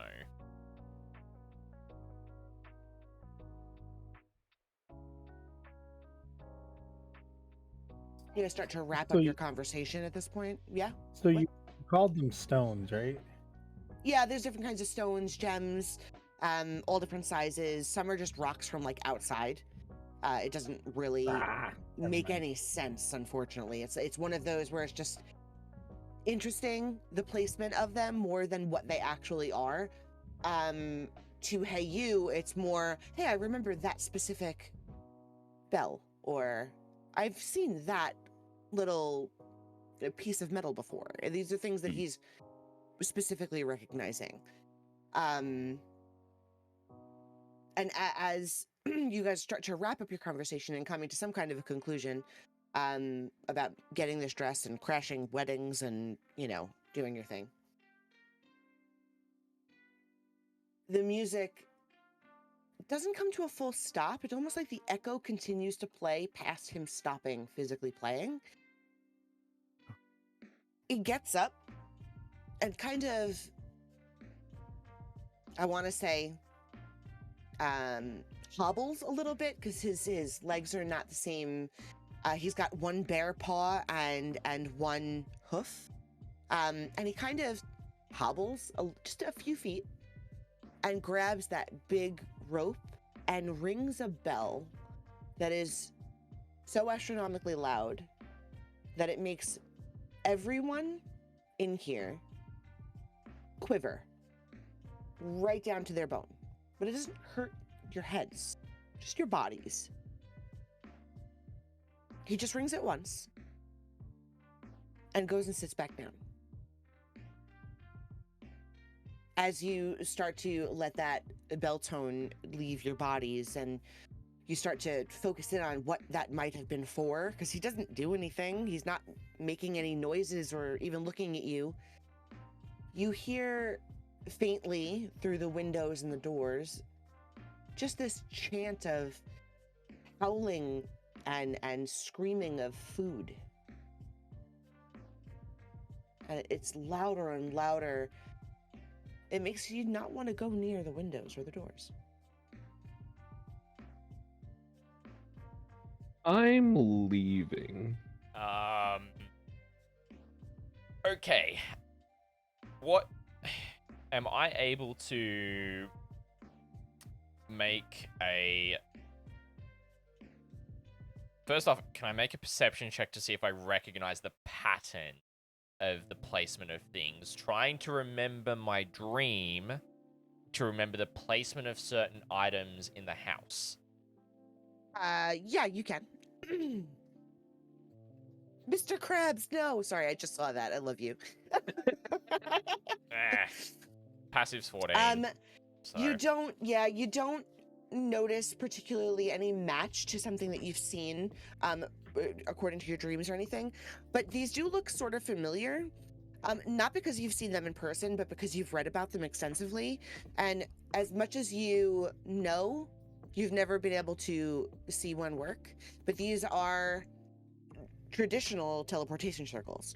So they're triggered from somewhere else, and this is just a stationary spot that people can come and go from. Whoever knows this location can come back here. The stones are the placement for those teleportation circles. That's how people can teleport from one space to another. It's something that they recognize, something they know, they leave in a space, and that's where all these stones are. So technically, of the 34 stones that are around you, every single one of them is a different person that has been here, has created a circle, and left.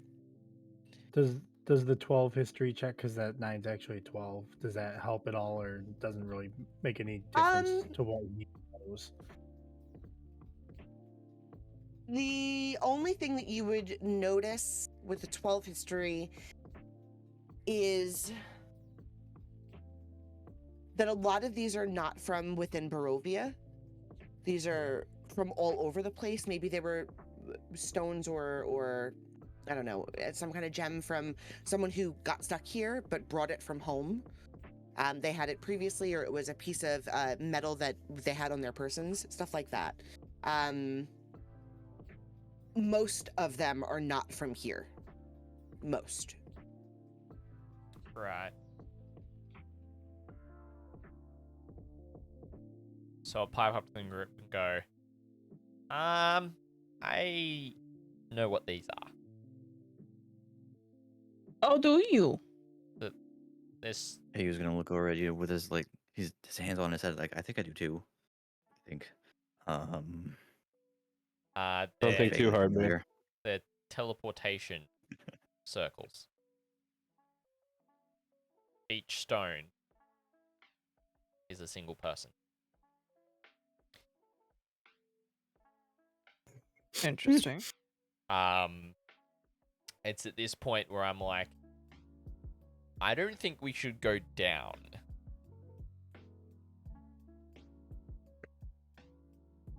I don't know. I would at least like to look out, or at least listen out the door heading into the courtyard to see what's going on, or at least hear what's going on before going downstairs, because I don't particularly want to get thrown to the wolves, as we all know. I'll pipe in with the little tidbit about most of them not being from Barovia. I'm hearing all this. You see me picking up the stones from the floor. Oh man. Yes, Who said- Dracax. Who's saying they're gonna come back and they look, they look shiny. They're probably valuable. He's not wrong. Exactly. Some of them might be very valuable. So yeah, I mean, you want to collect them, Jack X? Sure. I'm not gonna stop I ya. will go around the room picking them up. Oh my god, imagine they all get used all at once by whoever They all like just pop had up in his them. pocket. Oh my god, could you imagine thinking you you're teleporting explode. somewhere? Oh, Does anyone have a bag of holding? I was about to say that. That would be bad. Yes. That'd be That was very really bad. An interdimensional device inside of a bag of holding. is Usually not good. teleportation is not interdimensional. Those wouldn't be the devices holding them, so they would be safe. However, they would teleport into an area with no oxygen. Right, yeah, that's why it would be a good sounds like a thing. personal Yeah. problem I'm to okay me. with that. Yeah, that sounds. I'm confused. You know, look Yeah. before you leap. Yeah. Not my issue. Yeah. Not my That's problem. one way of taking care of the problem. They were gonna Bird. problem. They're just gonna get a person in there. Do I need to roll anything? No, can I no, just they're go? just chilling on the Alright. floor. To be fair. All right. I'm As gonna go you around are the whole picking room. them up. That's fine. As you are picking them up, Altharion, you said you were gonna try to listen out the door. Yeah. Is that what you were gonna try to do? Okay. And maybe While just you're listening, go ahead. yeah, I was gonna like listen out the door first, and then go to open it and have a look. Okay. So, as you're listening, you're hearing that same chanting. It sounds like the wolves are feeding. It's just howling and growling, and people are yelling for food. And it dawns on you that you went up a level, and the courtyard that you were in before was definitely down a level. So you open the door very little bit, just a little bit. And as you peek out, you notice that that curtain wall that was surrounding everything with the scarecrows is the landing that is in front of you. Mm-hmm. If you look out just a slight bit, you can see the courtyard that you were standing in down below you. And there's nothing running around or anything like that. The sounds seem to be coming from a little further away, but it's just very loud. And it's like echoing through these chambers. However, as you're standing there, and you're listening and you're kind of looking and scouting around, behind the door pops in Esmeralda. Oh. What? She looks around the door and goes, I wasn't expecting to see you here. I wasn't expecting to see you here either, Esmeralda. Well, I've been here before. Have you? First time. Oh, you're a newbie. Let me in. And she pushes right past you and kind of shoves through and takes her rock and drops it on the floor. Pick it up. Pick it up. So she goes, I have moved this stone everywhere in this enclosure and I cannot find a good spot. Every time I get here, they ring that damn bell and everybody goes into a feeding frenzy and I have to move again because it's too loud. This is the farthest spot away and I just want to focus. What I missed? She does notice that you are picking up the rocks and she goes, if you touch this one, I may have to kill you. Don't worry, yours is safe. Thank you. It's because we know it's yours, Esmeralda. So as she gets in, she's kind of in what seems like the most rush that you've ever seen her in. She's not seeking anything or anything like that. She's just, you can tell that she's been doing this for a while. She opens up a satchel, drops it on the floor, and sprawls out of it what looks to be a red and black tooled dress. She goes, I don't know how to fix it. She goes, I have tried to fix this dress. I cannot fix it. All he needs is the dress. And then Strahd will come here, get the stupid bride, and I can kill him. Wait, Esmeralda, What is wrong with the dress? hold up. I had the exact same thought. Really? Yes. Well, help me fix This the makes- dress. No, This hold makes me up. feel like Hold this up. is an Let me even worse idea. let me explain. I'm super no about this. What is wrong with the dress?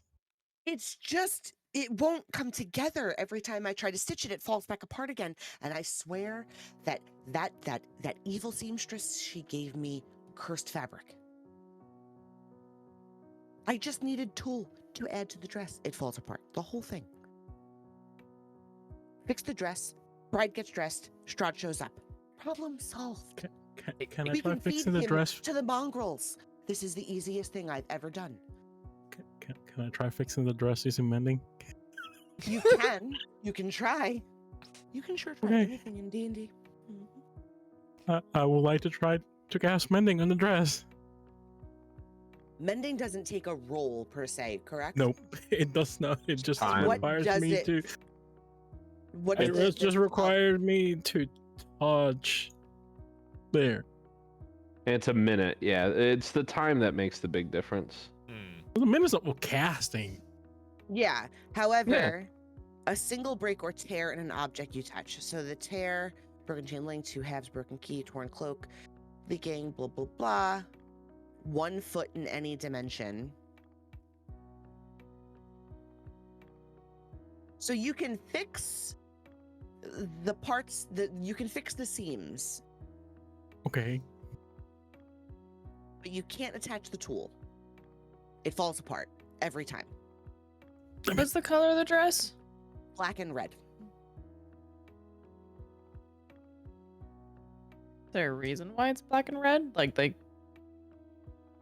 Oh, it has a color. I don't know how So to are ask that you- question another way. No, that's fine. Are you asking this in an Evanora way or is this in a sugar way? Because there's 2 different answers there.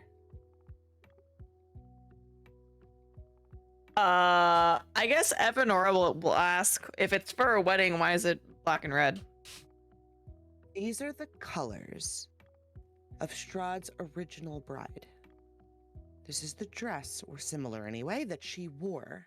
And my goal is to make that flesh beast into a replica. So he has no choice but to come here because he loves it. Wait, It- wait. So this is a replica of the dress. It isn't the actual dress It's not from the actual dress because I can't get that because she was buried in it and yada, yada, yada. However, this is a replica and I think that it's cursed and I cannot figure it out with all of my things and all of my ways. It's just, this is my life. I have been doing this for nearly a week and I cannot get this thing to work. I didn't know you were going to be here. I would have asked you to fix it a while ago. However, here I am. Okay, Esmeralda, let's hold up for a sec. I had the exact same plan as you do. However, I think we may need more allies than we can before we execute it. I mean, even if he comes and I fail, at least he came and I can see him and I can try. It's all about trying, right? But we No, don't to want fix to the- try, we want to be successful. He has- Well, Mhm. can I grab the dress while Altharion and Esmeralda are talking? Can I go to a corner, like back over here, and like cast identify on it? See if they're like I can't identify why it keeps breaking. Yeah, I mean, you can try. Okay. Let's see.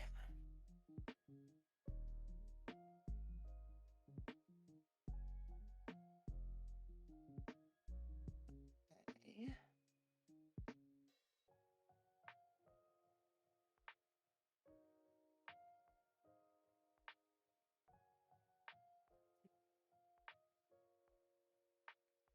Okay.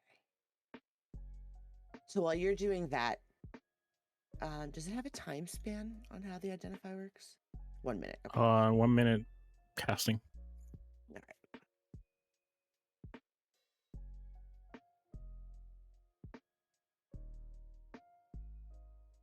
I need to get the name of it. Where is it?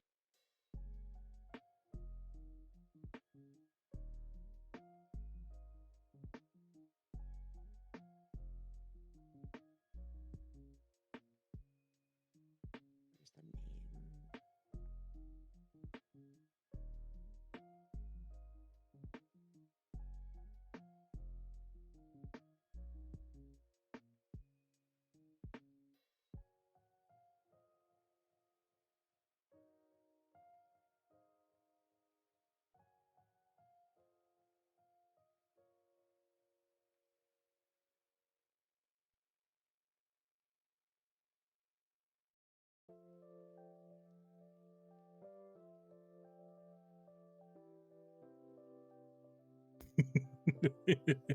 Lost where I wrote it down. Bear with me. What are we giggling about? You guys scare me. The silence. The dead Yeah. silence right now? Yeah, it Yes. kind of could be. I'm just trying to find where I wrote it. It's like written in like a jumble of shit. Just give me a minute. It's okay.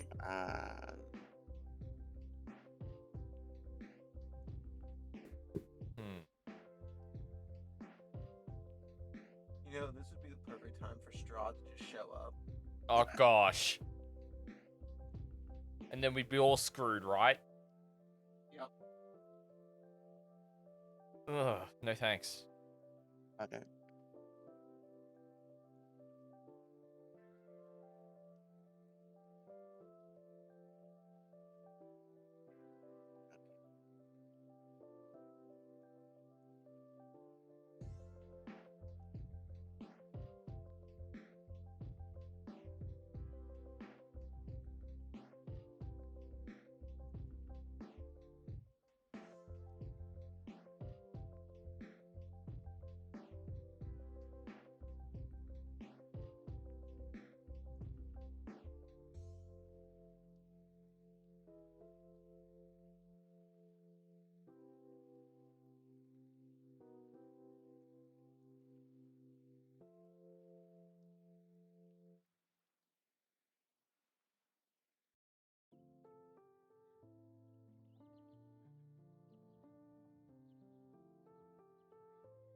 I will type it to you.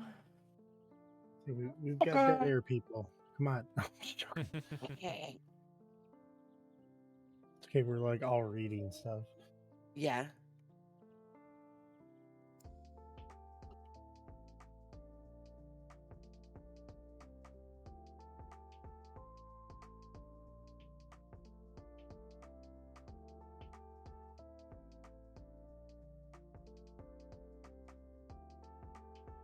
All the way.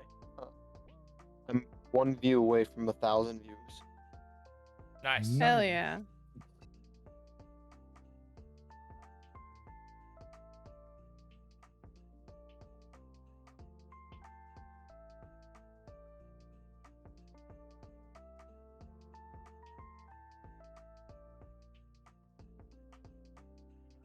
Okay. There. Found it. Anywho, while she, Esmeralda agrees with you that you want to win, but this is the dress. This is the dress that you're supposed to use. Okay. So, the goal is obviously we need to fix the dress. Now, because we haven't seen you since Rick's Tower, I'm gonna ask, do you know anything about the Morning Lord? Or what's going on Very with little. the pool? No, she goes, that weird shrine, right? The glowy thing. She goes, not really. The few people that I've been able to speak with in town don't really know too much about it, why it's there, or for what purpose it glows. They just know that their ancestors put it there, it was blessed, and they protect it with everything in their power. Did you ever speak to Father Lucian about it? Personally, no. Okay. But I'm not too fond of him. He's a little weird. But I haven't. No, I haven't. But Okay. I just don't know if it. I mean, I don't know if that would help. Maybe. Because Father Lucian is a cleric for the Church of the Morning Lord. Yes. And the abbot has told me that he is one of the original clergy that originally went against Strahd. Is he now? Why wouldn't we have known that? I don't Why know. wouldn't he be here? I think we have more questions to get answered. Well, I mean, he did say that the abbot said that he doesn't particularly get along with Father Lucian.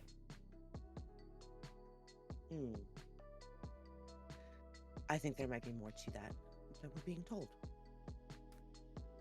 From the abbot or from Father Lucian's side? Maybe both. The abbot seemed to be genuine and honest in telling us everything he knew. But it's Father Lucian. At that point, I don't know. I mean, Would he tell us the truth if we asked him? I mean, he is a father of the church. He should. I would like You to would think. believe so because he is one of our allies. We have gained his favor. Well, Yeah, Okay. so in that sense, if he's not a fan of Father Lucian, then that's the old saying, the enemy of my friend is my enemy. maybe. You might be onto something. However, I think that's how that You would goes, but also- okay. yeah, you would also have to wonder, though, if the clergy originated here and they went and they I assume died fighting Strahd. Why wouldn't he come back here? And why would he hide out in a church of almost no significance? I know why. Hmm. He is there protecting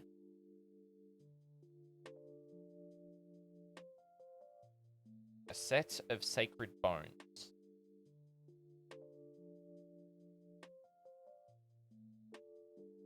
So maybe he didn't go to fight Strahd at all.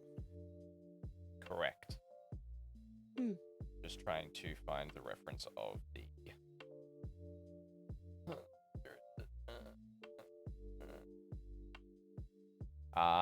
The bones are the bones of Saint Angrel. Saint Angrel. Well, I don't know much about saints, to be fair. But I do know that our friend downstairs is absolutely crazy. So I don't know who you want to believe. As in the abbot. Oh, yes. Have you spoken to him for more than just a minute? Because he is absolutely insane. He does seem it. There's nothing normal about anything in this place No. at all, and I do believe that leaving it intact the way it is and hidden is probably best. I agree. You know, I don't know if it's also safe to keep letting him create these abominations. I'm pretty sure that there are ancestors that created that flesh woman and the other flesh beasts. And is it really necessary? It's against everything I believe in to be in this place right now. But I he just justified it as saving them from going cannibal against everyone else in the town below. But you've seen them, right? Would it not just be better to lock them away and let them die? Yes. Quite possibly. I mean, Why torment them further? some of them are very attuned to normalcy. Cloven in the corner over there doesn't even speak to anybody, and you hear like a hiss in the corner. Is that Mr. Krabs? Yeah. His name is Cloven. Cloven. Right. I'm pretty sure it's Mr. Krabs. Okay, no. He doesn't even speak unless you can get him to wake up and the second head to sleep. I don't know. It's very weird, and I just feel sad for all of them. Well, Did you meet the one in the well? No. no. There's one in the well. There's one in the There's- well. There's one with spider You mandibles gotta and be. bat wings chained up Oh no, that's outside. the other one. There's one in the well. Don't look in the well. Try to avoid. Now it. I want to look in the well. Yeah. I mean, I'm just letting you know. You can look in the well, but then move away from the well. I made that. mistake. Anyways, But have you been to the other wing? How long have you No. actually been here? We've been here probably about, in the settlement itself, maybe about an hour. Here, Oh, well, wait until feeding time is over and then go visit the other wing. You'll understand why I feel that we need to let this whole place die. Very quickly. are you saying there's more things? Many. He Many more. we can't hear the madness outside, right? It's at this point, because the music started back up pretty effectively. No, you can't hear what's going on. Well, prior we could hear it, right? You could hear it, right. You could hear it start, right. Can you hear all that ruckus?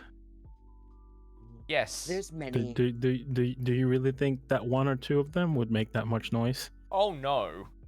Okay, But I'm not. there's your only- answer. I'm not inclined to find out how many exactly are there.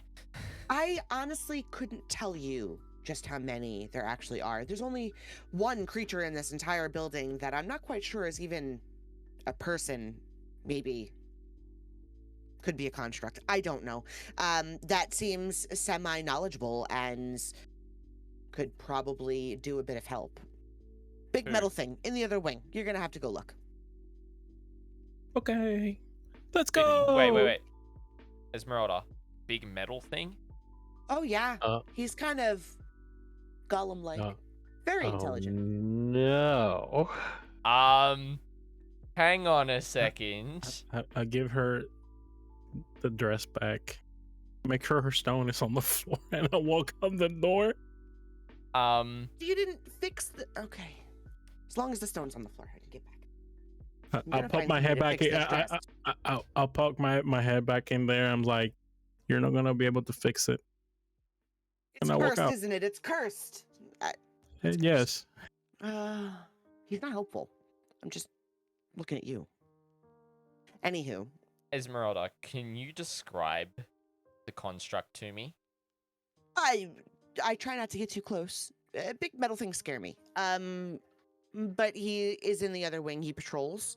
I usually peek in when I can. Just because there's a fleshy dude that's really kind of friendly that walks up and down the hallway.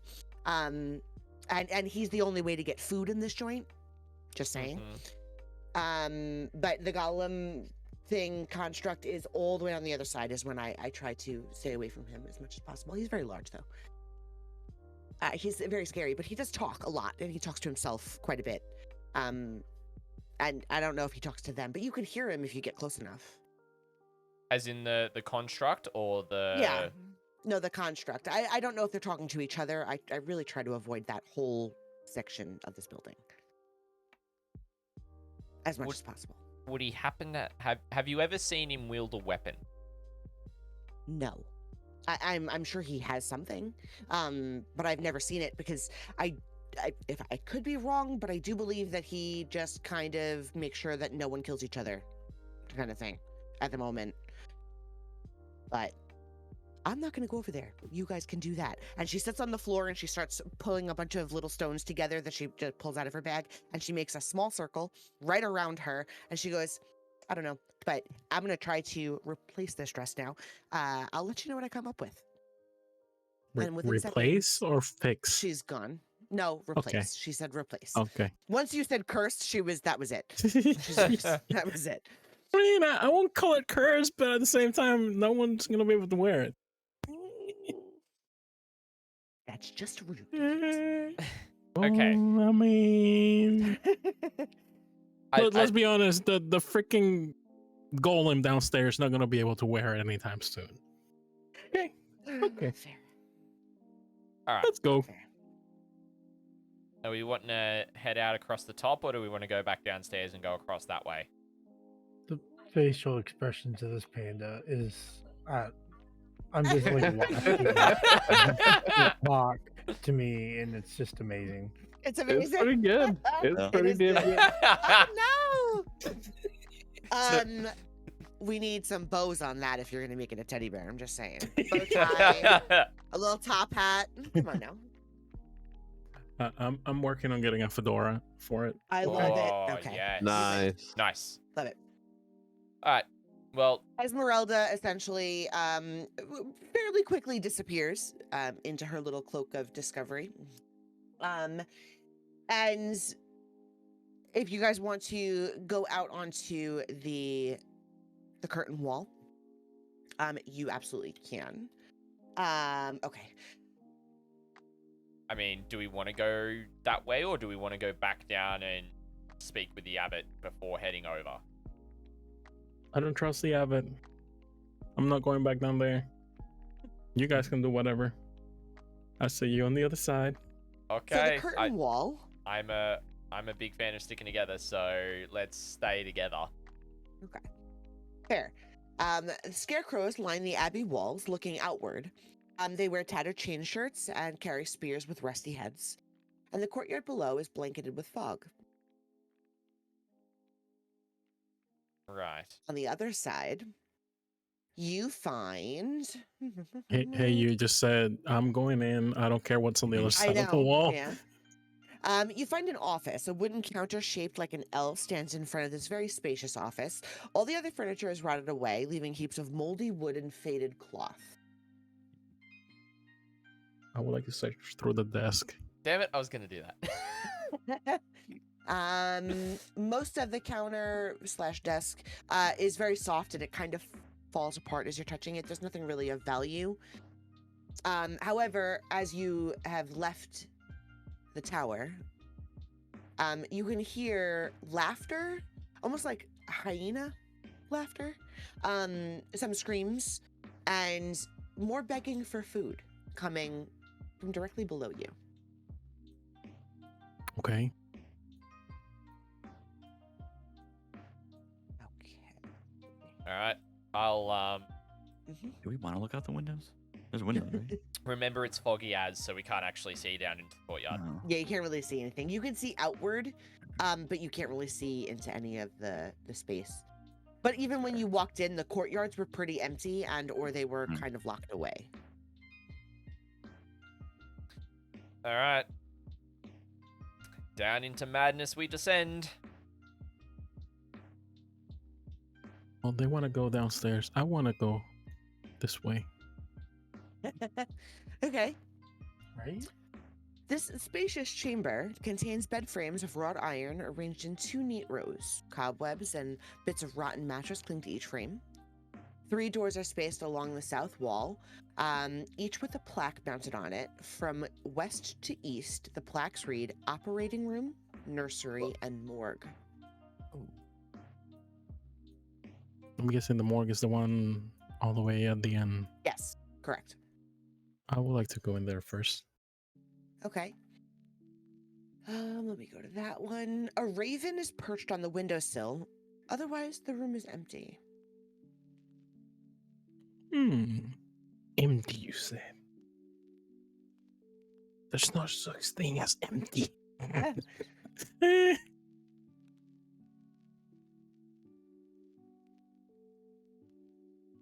How long does this last?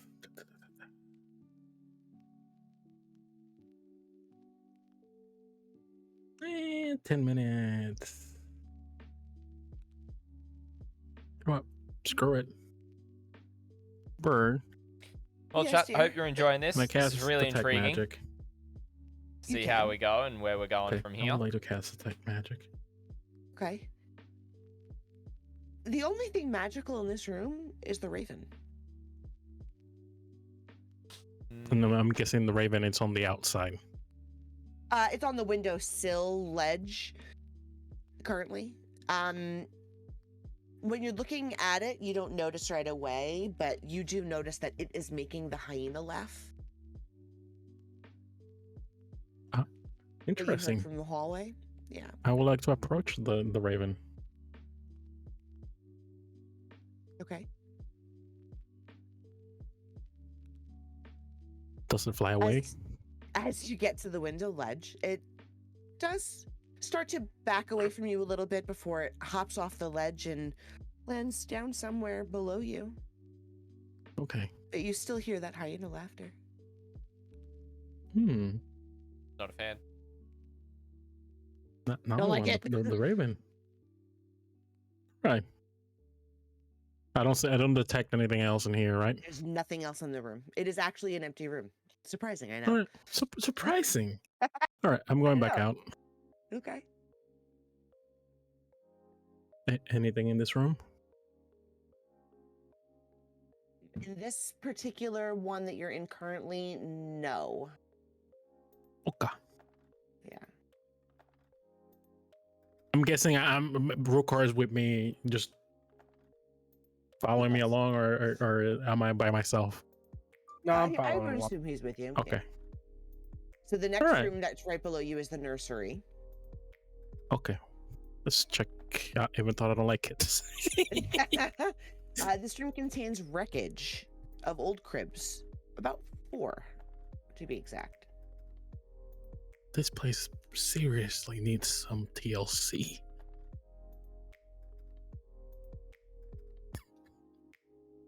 That's it. Nothing else, right? Just broken shit. Yeah, just a window and some broken cribs, as far as you can tell. Okay.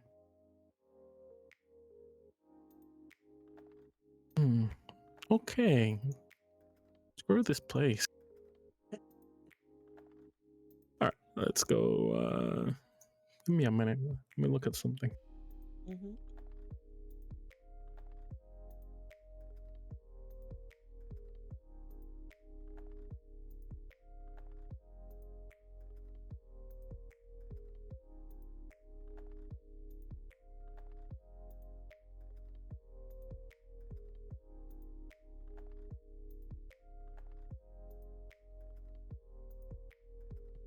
Were you just crying? Who's crying? Kane's panda. Oh. Oh, probably. I haven't set up my my keybinds, and whenever I write stuff down, and you know. You're just doing random facial expressions. Yeah, Love I mean, it. it does. Yeah, like you know, Great. whenever I hit F, it turns me into a teddy bear. I love it. I love it.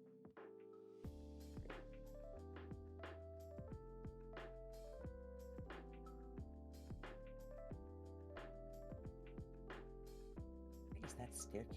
Okay, well, I'm going back out, and let's go to the last room. The operating room. Yes, the creepy room with a table in it.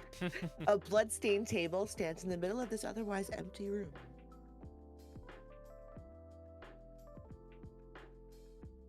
And there's nothing on the table. There's nothing under it. Right. No, I mean, do you touch the table? Do you look under it? Do you hop on Well, top of I it? mean, What do you do? I'm gonna look under the table, so I guess I'm like propping myself, you know, With the holding table? yeah. So the only thing that you can find in this room, underneath the table, taped to it, is a small brass key. Okay, I'll grab it. As you stand, a scream fills the room. It's a scream that echoes a little too loud. It's followed by another, more faint, and another. And all you can feel is the people who've died here. And that sits with you for a while.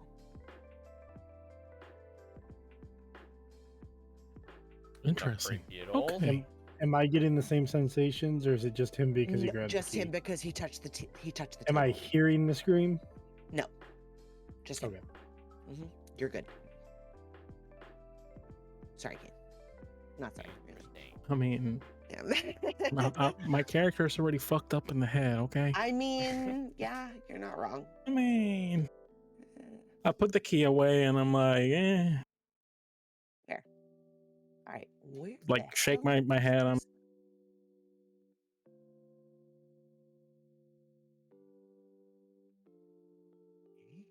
Do I Okay. see him grab the key? You see Or him do look I under the not really table. see what I'm doing? Okay. No, yeah, you don't see what he's physically doing, but you just see him like bend over, look under the table, that kind of thing. I'll just ask him, did you find anything? not really. Just some weird vibes. You know. Okay.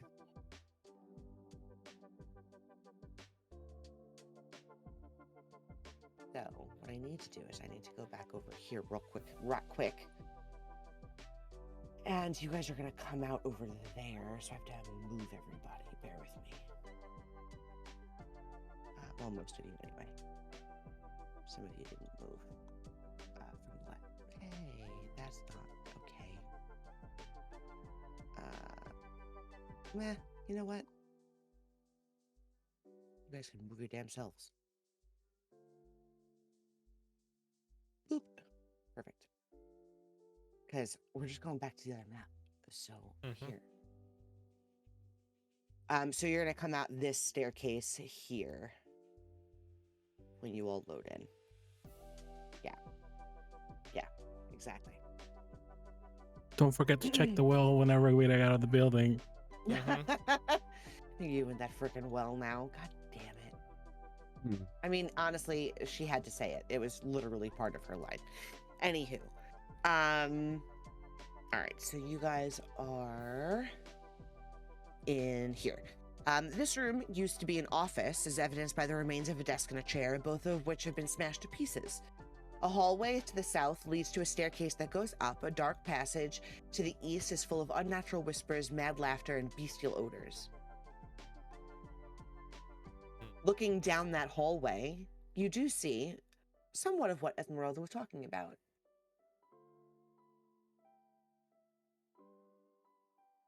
You see the flesh golem, but that's so far all you see. Making his rounds up and down the hallway.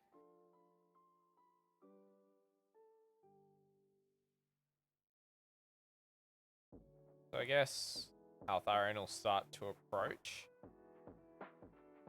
Can I make a nature check to see if I've seen a flesh golem before? Sure.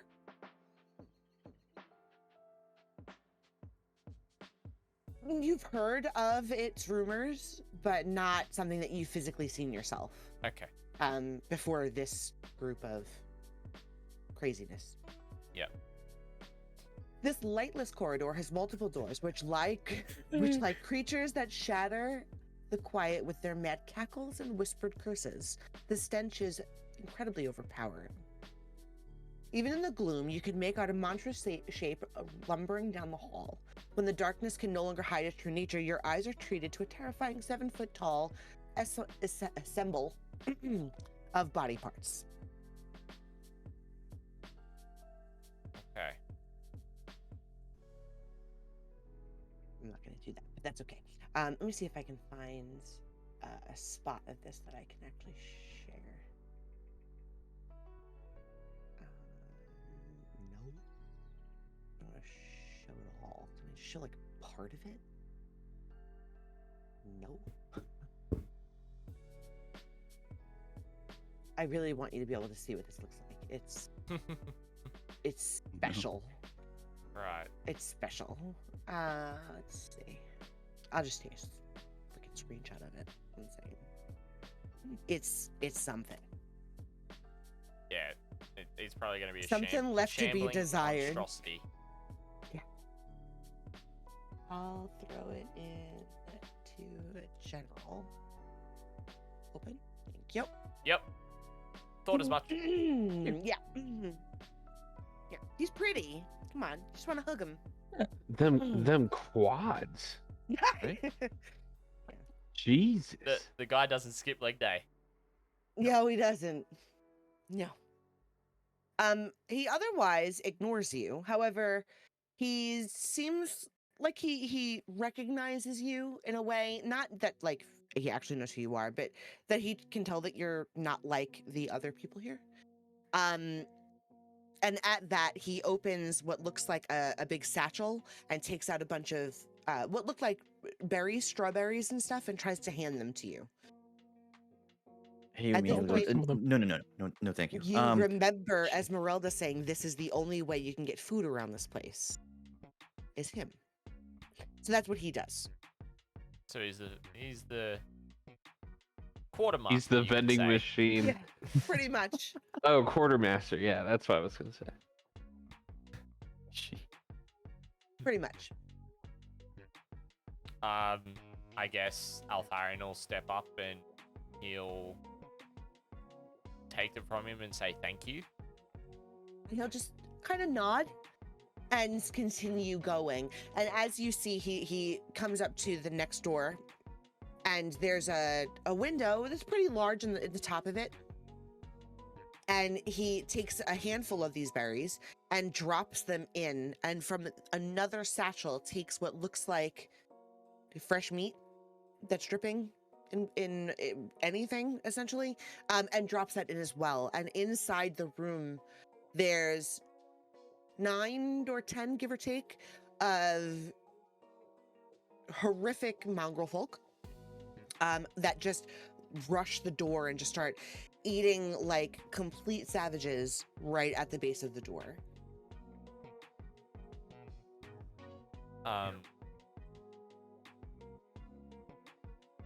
Altharion will pipe up and he'll go, do you know where the construct is?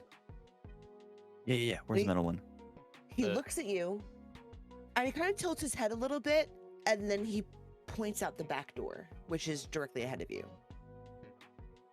Okay. Thank you. And I will head to go out the back door. Okay.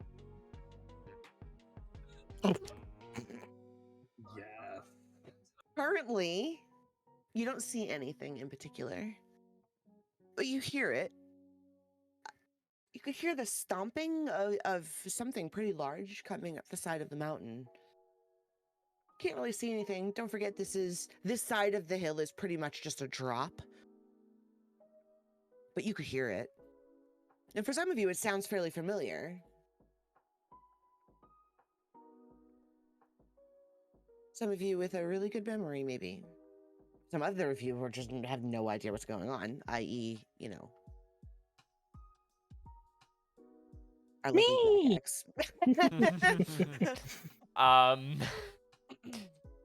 I would like to walk up to the wall, obviously, because the wall's Okay. like, what, 4 foot tall? Yeah, that wall. Yeah. And I want to look over and see if I can see it and if I recognize it. Okay. I'm gonna guess perception. No, not perception, because you can tell where it's coming from. Maybe an investigation? Sure. Here comes the next. Ah. Wah wah. You do see it, although you're only seeing a portion of it, as it's sort of using its feet and hands to dig into the side of the mountain and climb itself up. You're not quite sure where it went or why it was down there in the first place, because there's nothing for visually. You can't see anything beyond where it was. However, when it finally does make it to the top, he does so fairly slowly. So he's starting to get closer.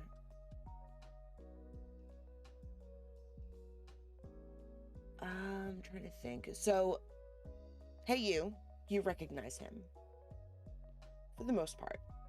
He looks a little different. A little bit older, but also younger at the same time. You could tell that he's definitely gone through some stuff. Since what you remember of him. Since last we hung out? Yeah, pretty much. However, by the time he actually gets up to the top, and he's directly face to face with you, he knows who you are. To a degree. You can see that there's some semblance of recognition, but otherwise, he doesn't really talk to you at all. He kind of scans over everyone. He's much more robotic than you remember him being. you're all new faces, and he's trying to, you can tell, register each individual person as he's making his way over the side of this short wall and essentially stepping over anybody who may be in his way. As he gets over the edge and his body's no longer needed for climbing, he starts to change what he is adapted to, and he has somewhat of a new arm, per se, one that you haven't seen before. There's a new weapon that comes out of it, and it kind of reminds you of a very familiar lightsaber that we might see that goes around this place. As he finishes scanning, he looks through Altharion, and he looks through Evanora, and he looks through most everybody before he sees nAga. And in a fairly quiet and semi-robotic tone, you hear "terminate" before he lunges and spears right through nAga's chest before anyone can stop him. And he's gone. And that's what we'll pick up next time. Oh! Oh. Well, that's a way to come back. Bum, bum, bum. I already missed nAga. No, I'm kidding. I'm cool with it. I'm cool. Oh! I know exactly who it is too. You know, I was kind of worried he was going to go after me on that one. Nope. Yeah, right. You know, I was waiting for the opportunity to pipe up and ask if I recognize him as ZR1 or try and Yeah. and That's definitely another thing that I was trying to avoid, which I'm glad that you actually failed that, to be fair, because I was trying to avoid it.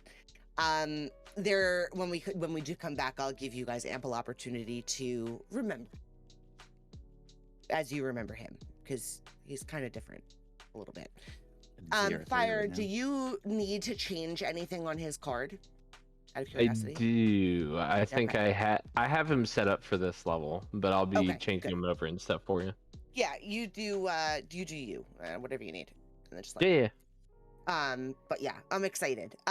Currently, yes, nAga is speared at the moment. But when we do come back, we'll give you guys ample opportunity to meet the new ZR1. oh gosh. You're 1.2. Like, Yeah. Well, it's like I don't know. Like, honestly, I think don't this know is how gonna sit a Ruka's little gonna funky. react. it to this. is. Yeah. I know. All right. That's kind of what I'm curious. That's why I ended it, because I'm curious how you guys, as characters, think about it and react to it. Because this is a little bit different than the way Box switched over. Like, that was already done. This one you've witnessed. Yeah. So I think there's an And- opportunity for you guys to make it go in wild directions. So I'm gonna let you think on it. Oh, shit. Like, like as soon as you mentioned construct, I was like, it's. Are you it's... kidding me? Fire has literally been going, "This is where I have to be," since we got here. yes. I was like, this is it. I was Curiosity like, was that ah. And the fact that it's a lightsaber as well. I had to. I had to.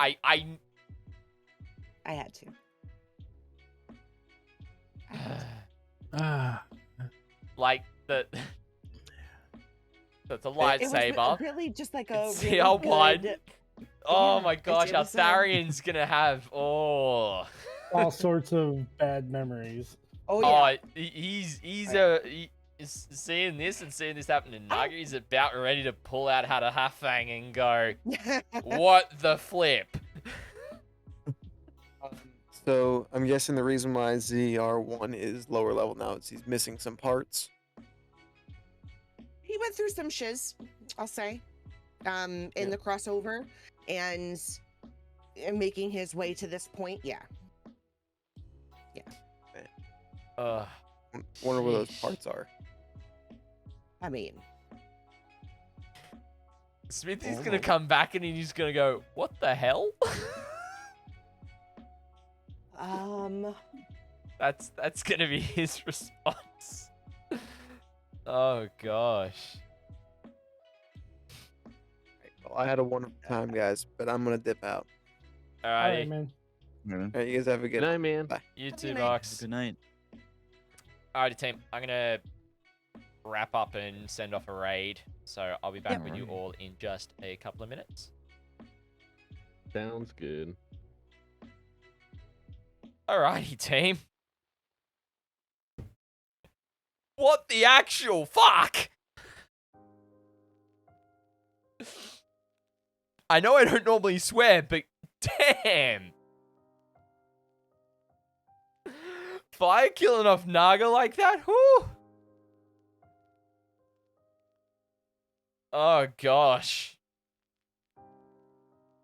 That's brutal. That's brutal. But yeah, I hope you guys did enjoy it. Fireposion, man, you ruined me. Like, that was... Oh. Alright. So, I mean, I've been pondering something for a long time on this. And I've got to talk about a couple of things. Just in general with D&D. At this stage, with where I'm wanting to go, I'm probably going to stop streaming D&D and just solely focus on 40k content. So that'll mean post D&D, I'll do a couple of hours of 40k content on stream. I love playing D&D with the crew, and that's why I want to stick doing with that. And it means that I can do in the afternoons during winter. And then during summer, I can do the mornings. And it works out. So yeah, just want to let you guys know that. I want to thank everyone for hanging out again. I know that we did have the connection issue in the middle. And such as well. I will also say that I will be recording D&D still. And I will be putting it up on YouTube. I won't be announcing, like, I won't do the notifications or anything that they're up there, but they will still be up there. But in terms of a raid, we're gonna go raid a good friend of ours, and we're gonna send it over to Mr. Iron Smithy, our party member, who was MIA today. And we're going to go hang out with him for a bit, say g'day, which was, you know, he's a good bloke. It's always good fun hanging out. So, you know, let's say g'day to him and make sure we have a good time hanging out with him. He's doing some GTA RP, so a different kind of role-playing, similar to D&D, but in the GTA world. But ladies and gentlemen, thanks for hanging out. To let you know what we've got coming up this week, we'll have Tuesday and Friday night hobbying, and then we'll do a Saturday afternoon hobbying is what we'll do from now on, because we'll be starting at 11 a.m., finishing at probably 3 p.m. for the next couple of weeks, and then we'll go to 10 to 2, and then I'll probably start up at 3 and go till 6 will be the plan. So, ladies and gentlemen, thank you so much for hanging out. That'll be it from me for today. I hope you've enjoyed hanging out, and I will catch you next time. And let's go send off the raid to Smithy.